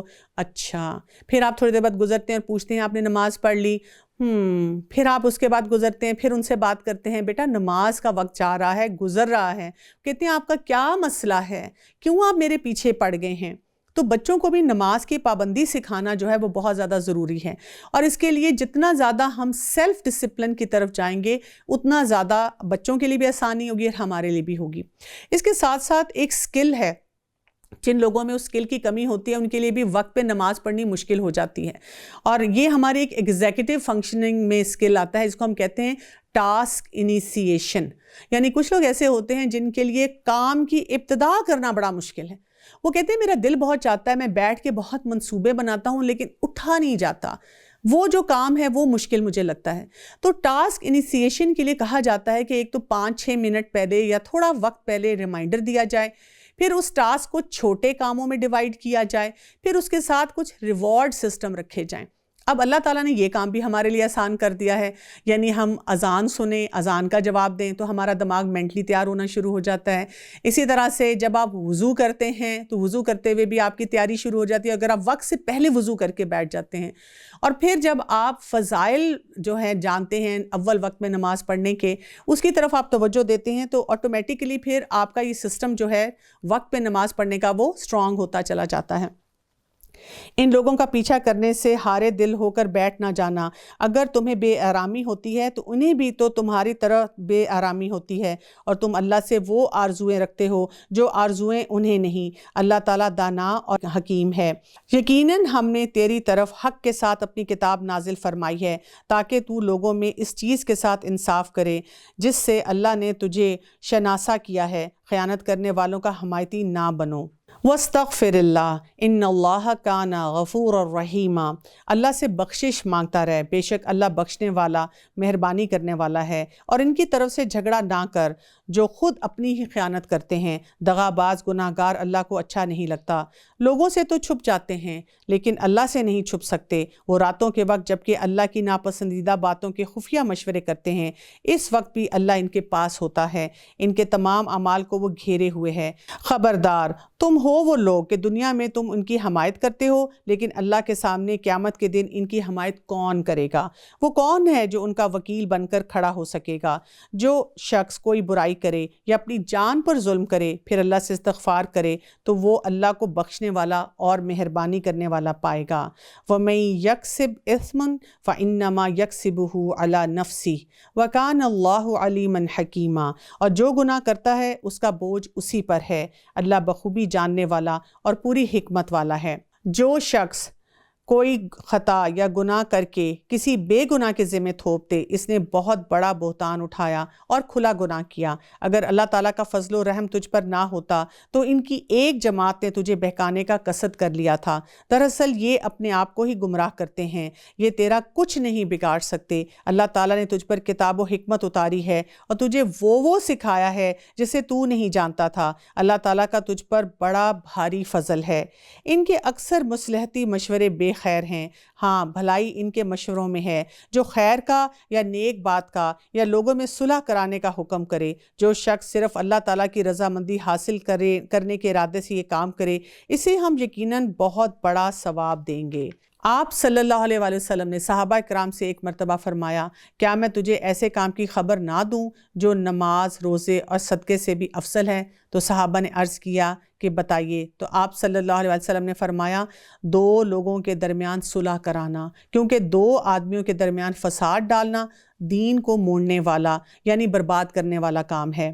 آپ صلی اللہ علیہ وسلم نے فرمایا، لوگوں کے درمیان صلح کرانے کے لیے اگر کوئی شخص اپنی طرف سے کوئی اچھی بات کسی فریق کی طرف سے منسوب کرے یا کوئی اچھی بات کہہ دے تو وہ جھوٹا نہیں ہوتا. یعنی اس میں صلح کرانے کے لیے یہ نہیں ہے کہ ہم بالکل صاف جھوٹ بولنا شروع کر دیں، لیکن ایسے موقع پہ ہم ایک ایسی بات کہہ سکتے ہیں جو انسان نے کبھی کسی اور موقع پہ کہی ہوئی ہو، یا ایسی بات کہہ سکتے ہیں جو کہ ان جملوں کو نیوٹرلائز کرنے والی ہو، یا خاموشی سے اس کے بارے میں اپنا کوئی اچھا گمان جو ہے وہ بیان کر سکتے ہیں.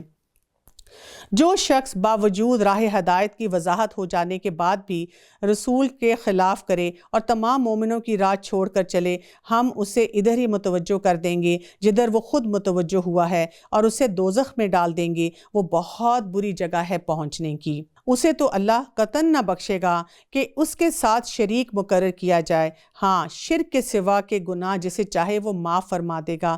اللہ کے ساتھ شریک کرنے والا بہت دور کی گمراہی میں جا پڑا ہے۔ سورہ نساء کی آیت نمبر 116 میں اللہ سبحانہ وتعالیٰ نے ارشاد فرمایا، ان اللہ لا یغفر ان یشرک بہ ویغفر ما دون ذلک لمن یشاء ومن یشرک باللہ فقد ضل ضلالا بعیدا۔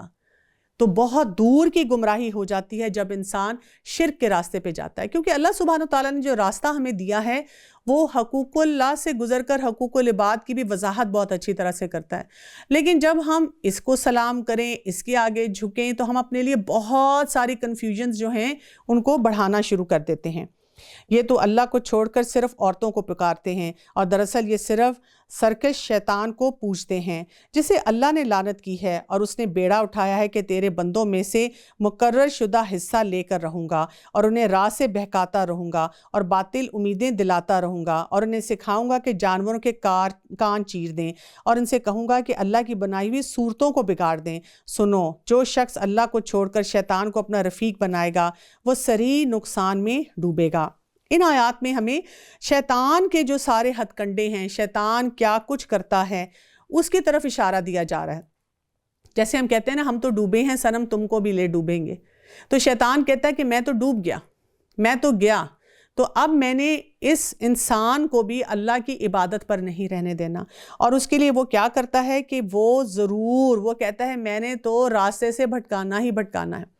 یعنی ہم نے اگر دن میں 100 دفعہ فیصلہ کرنا ہے کہ صراط مستقیم کیا ہے اور اس کے راستے کا تعین کیسے ہوگا، تو اس نے 100 دفعہ ہی سگنل کی خرابی کرنی ہے، اس نے 100 دفعہ ہی ہمارا ہم نے پن لوکیشن اپنی کہیں ڈراپ کی ہوئی ہے اس میں کوئی خلل ڈالنا ہے، اس کو راستے کو بلاک کرنا ہے، اس نے ہمیں آئیڈیاز دینے ہیں، اس نے ہمیں وسوسے دینے ہیں، اس نے ہمیں انسیکیورٹیز دینی ہیں، اس نے ہمیں اور بہت سی محبتوں کی طرف لے کر جانا ہے۔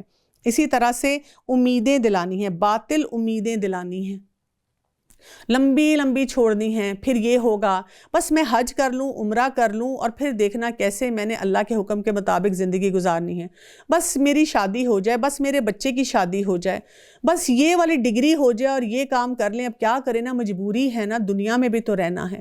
اور ان لمبی امیدوں کی وجہ سے ہم کیا کرتے ہیں کہ اللہ کے احکامات کو پیچھے چھوڑتے چلے جاتے ہیں۔ اور پھر ساتھ ہی یہ جو بات ہوئی ہے کہ جانوروں کے کان چیرنا، یعنی ایسی رسومات میں ڈال دینا جو کہ قرآن اور حدیث سے ثابت نہیں ہے، اور اس کی وجہ سے انسان اپنی ہی زندگی کو بہت زیادہ مشکل بنانا شروع کر دیتا ہے۔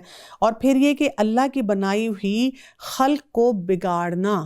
آج کل آپ دیکھیں کاسمیٹک سرجری کے نام پہ لوگ کس طرح پاگل ہوئے ہیں، کبھی آنکھوں کی شکل بدلتے ہیں، کبھی کان کی شکل بدلتے ہیں، کبھی ان کو لگتا ہے کہ یہ میری جو لائن ایسی ہونی چاہیے، کبھی کچھ کر رہے ہیں، کبھی کچھ کر رہے ہیں۔ یعنی آج جو لائف سٹائل چینج ہے، جو ہیلدی لائف سٹائل ہے، جو مسنون طریقہ ہے کھانے پینے کا، وہ اختیار نہیں کرتے، لیکن اپنے جسم کی چربی کو پگھلانے کے لیے بہت ساری لائپوسکشن اور کس کس قسم کی ٹیکنیکس کو استعمال کرتے ہیں۔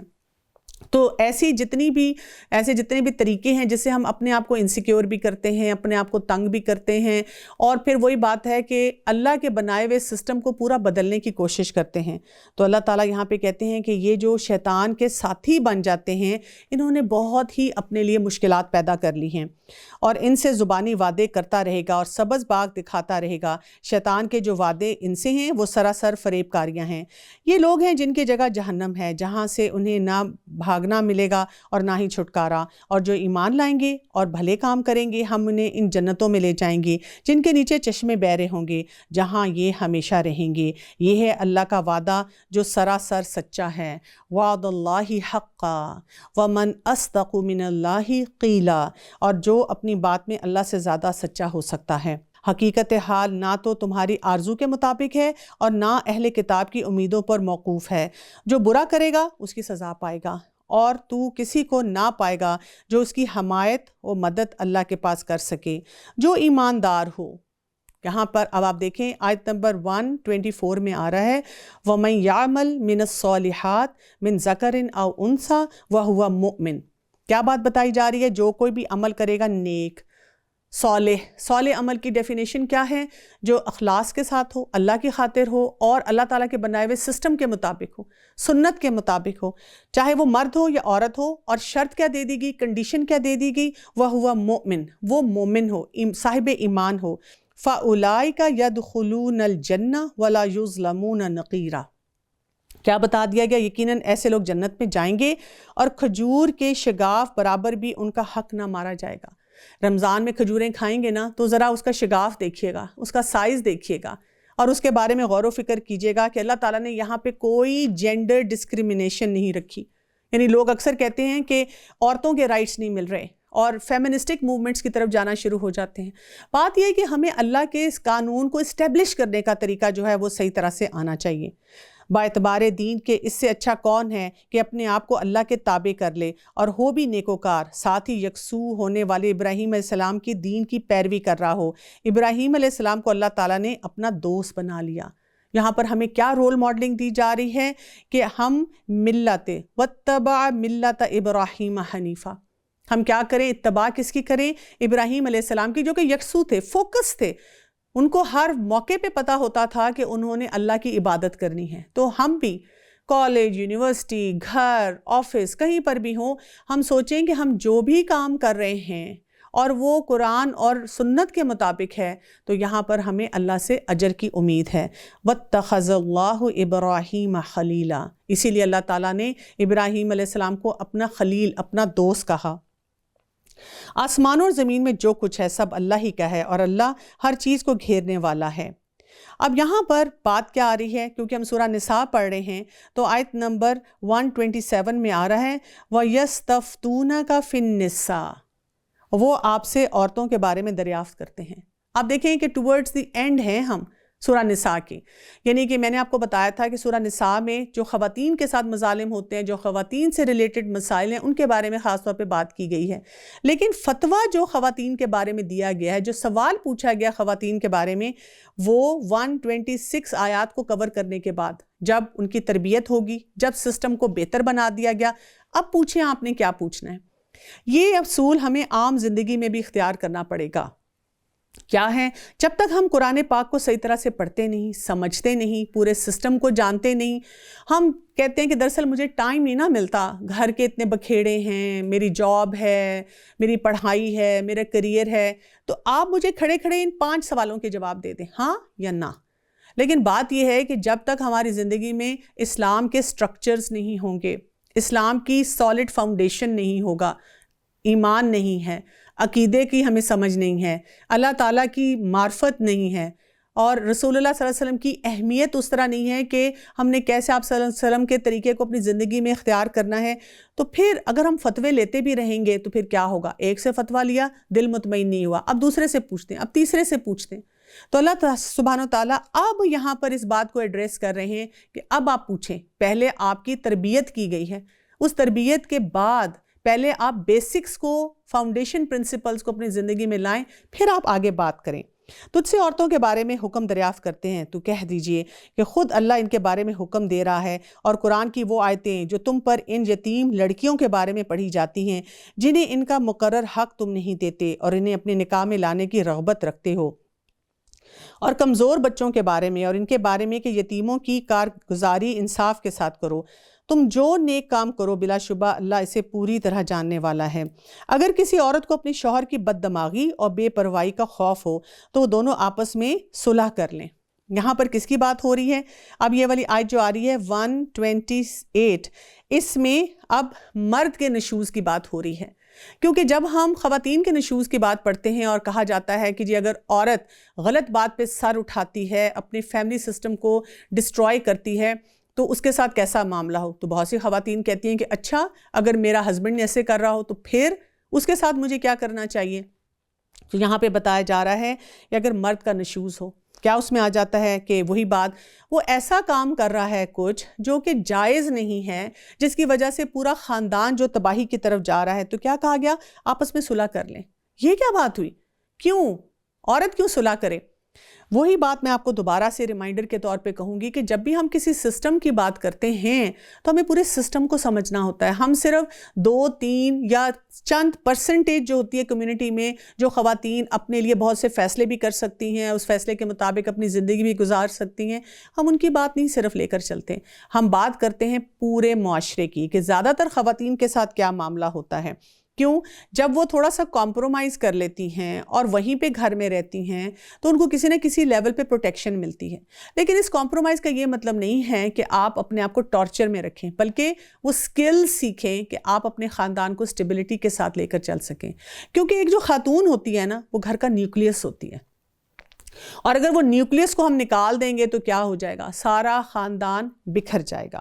اس میں کسی پر کوئی گناہ نہیں. صلح بہت بہتر چیز ہے, اور انسان کا دل جو ہے, نفس جو ہے, وہ شح کی طرف جاتا ہے. اگر تم اچھا سلوک اور پرہیزگاری کرو تو تم جو کر رہے ہو اس پر اللہ تعالیٰ پوری طرح خبردار ہے. یعنی یہاں پر ہمیں نفس کے جو شح, نفس کی تنگی ہے, اسے اپنے آپ کو بچانے کے لیے کہا گیا ہے.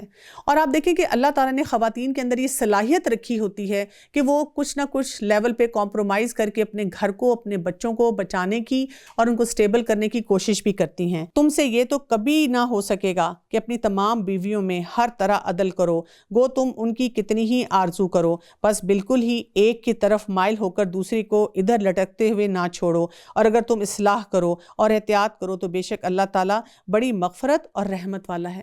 یعنی آپ دیکھیں کہ خواتین کو کہا گیا کمپرومائز کر لیں, لیکن مرد حضرات کو ساتھ ہی وارننگ دے دی گئی کہ ڈس بیلنس نہ کریٹ کرو. یہ مشکل کام ہے لیکن اس کو پورا نبھاؤ. اگر میاں بیوی جدا ہو جائیں تو اللہ تعالیٰ اپنی وسعت سے ہر ایک کو بے نیاز کر دے گا, اور اللہ تعالیٰ وسعت والا, حکمت والا ہے. خاتون کیا کر رہی ہے؟ پہلے مصالحت پہ کام کر رہی ہے, لیکن اگر معاملات بہت بگڑتے چلے جا رہے ہیں اور مسئلہ نہیں حل ہو رہا تو اب اس خاتون کو اجازت دی گئی ہے کہ وہ اگر جدا ہونا چاہتی ہے, الگ ہونا چاہتی ہے, تو وہ سٹینڈ لے سکتی ہے.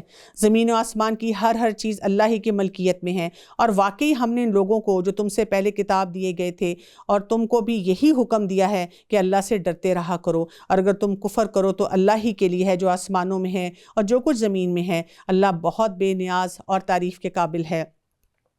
اللہ کے اختیار میں ہے آسمانوں کی سب چیزیں اور زمین کی بھی, اور اللہ کافی کارساز ہے. اگر اسے منظور ہو تو اے لوگو وہ تم سب کو فنا کر دے اور دوسروں کو لے آئے. اللہ تعالیٰ اس پر پوری قدرت رکھنے والا ہے. جو شخص دنیا کا ثواب چاہتا ہے تو اللہ تعالیٰ کے پاس تو دنیا اور آخرت کا ثواب موجود ہے. اللہ تعالیٰ سننے والا اور خوب جاننے والا ہے. یا ایھا الذین آمنوا کونوا قوامین بالقسط. ہم پارے کے اختتام پہ جا رہے ہیں, اور یہاں پہ ایمان والوں کو خطاب کر کے کیا کہا گیا؟ عدل و انصاف پر مضبوطی سے جم جانے والے, خوشنودی مولا کے لیے سچی گواہی دینے والے بن جاؤ. گو وہ خود تمہارے اپنے خلاف ہو یا اپنے ماں باپ یا رشتہ دار عزیزوں کے. جو شخص اگر امیر ہو تو اور فقیر ہو تو دونوں کے ساتھ اللہ کا زیادہ تعلق ہے. سو تم خواہش نفس کے پیچھے پڑ کر انصاف کو نہ چھوڑ دینا, اور اگر تم نے کج بیانی یا پہلو تہی کی تو جان لو جو کچھ تم کر رہے ہو اللہ تعالیٰ اس سے پوری طرح باخبر ہے. تو یہاں پر امپورٹنٹ پرنسپل کیا ہے؟ انصاف کے پرنسپلز کو دیکھنا, انصاف کے مطابق اپنے تمام معاملات کو لے کر چلنا. اے ایمان والو, اللہ تعالیٰ پر, اس کے رسول پر, اس کتاب پر جو اس نے اپنے رسول پر اتاری ہے, اور ان کتابوں پر جو اس سے پہلے اس نے نازل فرمائی ہیں, ایمان لاؤ. جو شخص اللہ سے اور اس کے فرشتوں سے اور اس کی کتابوں سے اور اس کے رسولوں سے اور قیامت کے دن سے کفر کرے وہ تو بہت بڑی دور کی گمراہی میں جا پڑا. جن لوگوں نے ایمان قبول کر کے پھر کفر کیا, پھر ایمان لا کر پھر کفر کیا, پھر اپنے کفر میں بڑھ گئے, اللہ تعالیٰ یقیناً انہیں نہ بخشے گا اور نہ انہیں راہ ہدایت سمجھائے گا. منافقوں کو اس امر کی خبر پہنچا دو کہ ان کے لیے دردناک عذاب یقینی ہے. جن کی یہ حالت ہے کہ مسلمانوں کو چھوڑ کر کافروں کو دوست بناتے پھرتے ہیں, کیا ان کے پاس عزت کی تلاش میں جاتے ہیں؟ پس عزت تو ساری کی ساری اللہ کے قبضے میں ہے. اللہ تعالیٰ تمہارے پاس اپنی کتاب میں یہ حکم اتار چکا ہے کہ تم جب کسی مجلس والوں کو اللہ کی آیات کے ساتھ کفر کرتے, مذاق اڑاتے ہوئے سنو تو اس مجمع میں ان کے ساتھ نہ بیٹھو جب تک کہ وہ اس کے علاوہ اور باتیں کرنے نہ لگیں, ورنہ تم بھی اسی وقت انہی جیسے ہو. یقیناً اللہ تعالیٰ تمام کافروں اور سب منافقوں کو جہنم میں جمع کرنے والا ہے. یہ لوگ تمہارے انجام کار کا انتظار کرتے رہتے ہیں, پھر اگر تمہیں اللہ فتح دے تو کہتے ہیں کہ کیا ہم تمہارے ساتھی نہیں, اور اگر کافروں کو تھوڑا سا غلبہ مل جائے تو کہنے لگتے ہیں کہ کیا ہم تم پر غالب نہ آنے لگے تھے اور کیا ہم نے تمہیں مسلمانوں کے ہاتھوں سے نہ بچایا تھا؟ بس قیامت کے دن خود اللہ تم میں فیصلہ کر دے گا اور اللہ تعالیٰ کافروں کو ایمان والوں پر ہرگز راہ نہ دکھائے گا۔ بے شک منافق اللہ سے چال بازیاں کر رہے ہیں، وہ انہیں ان چال بازی کا بدلہ دینے والا ہے۔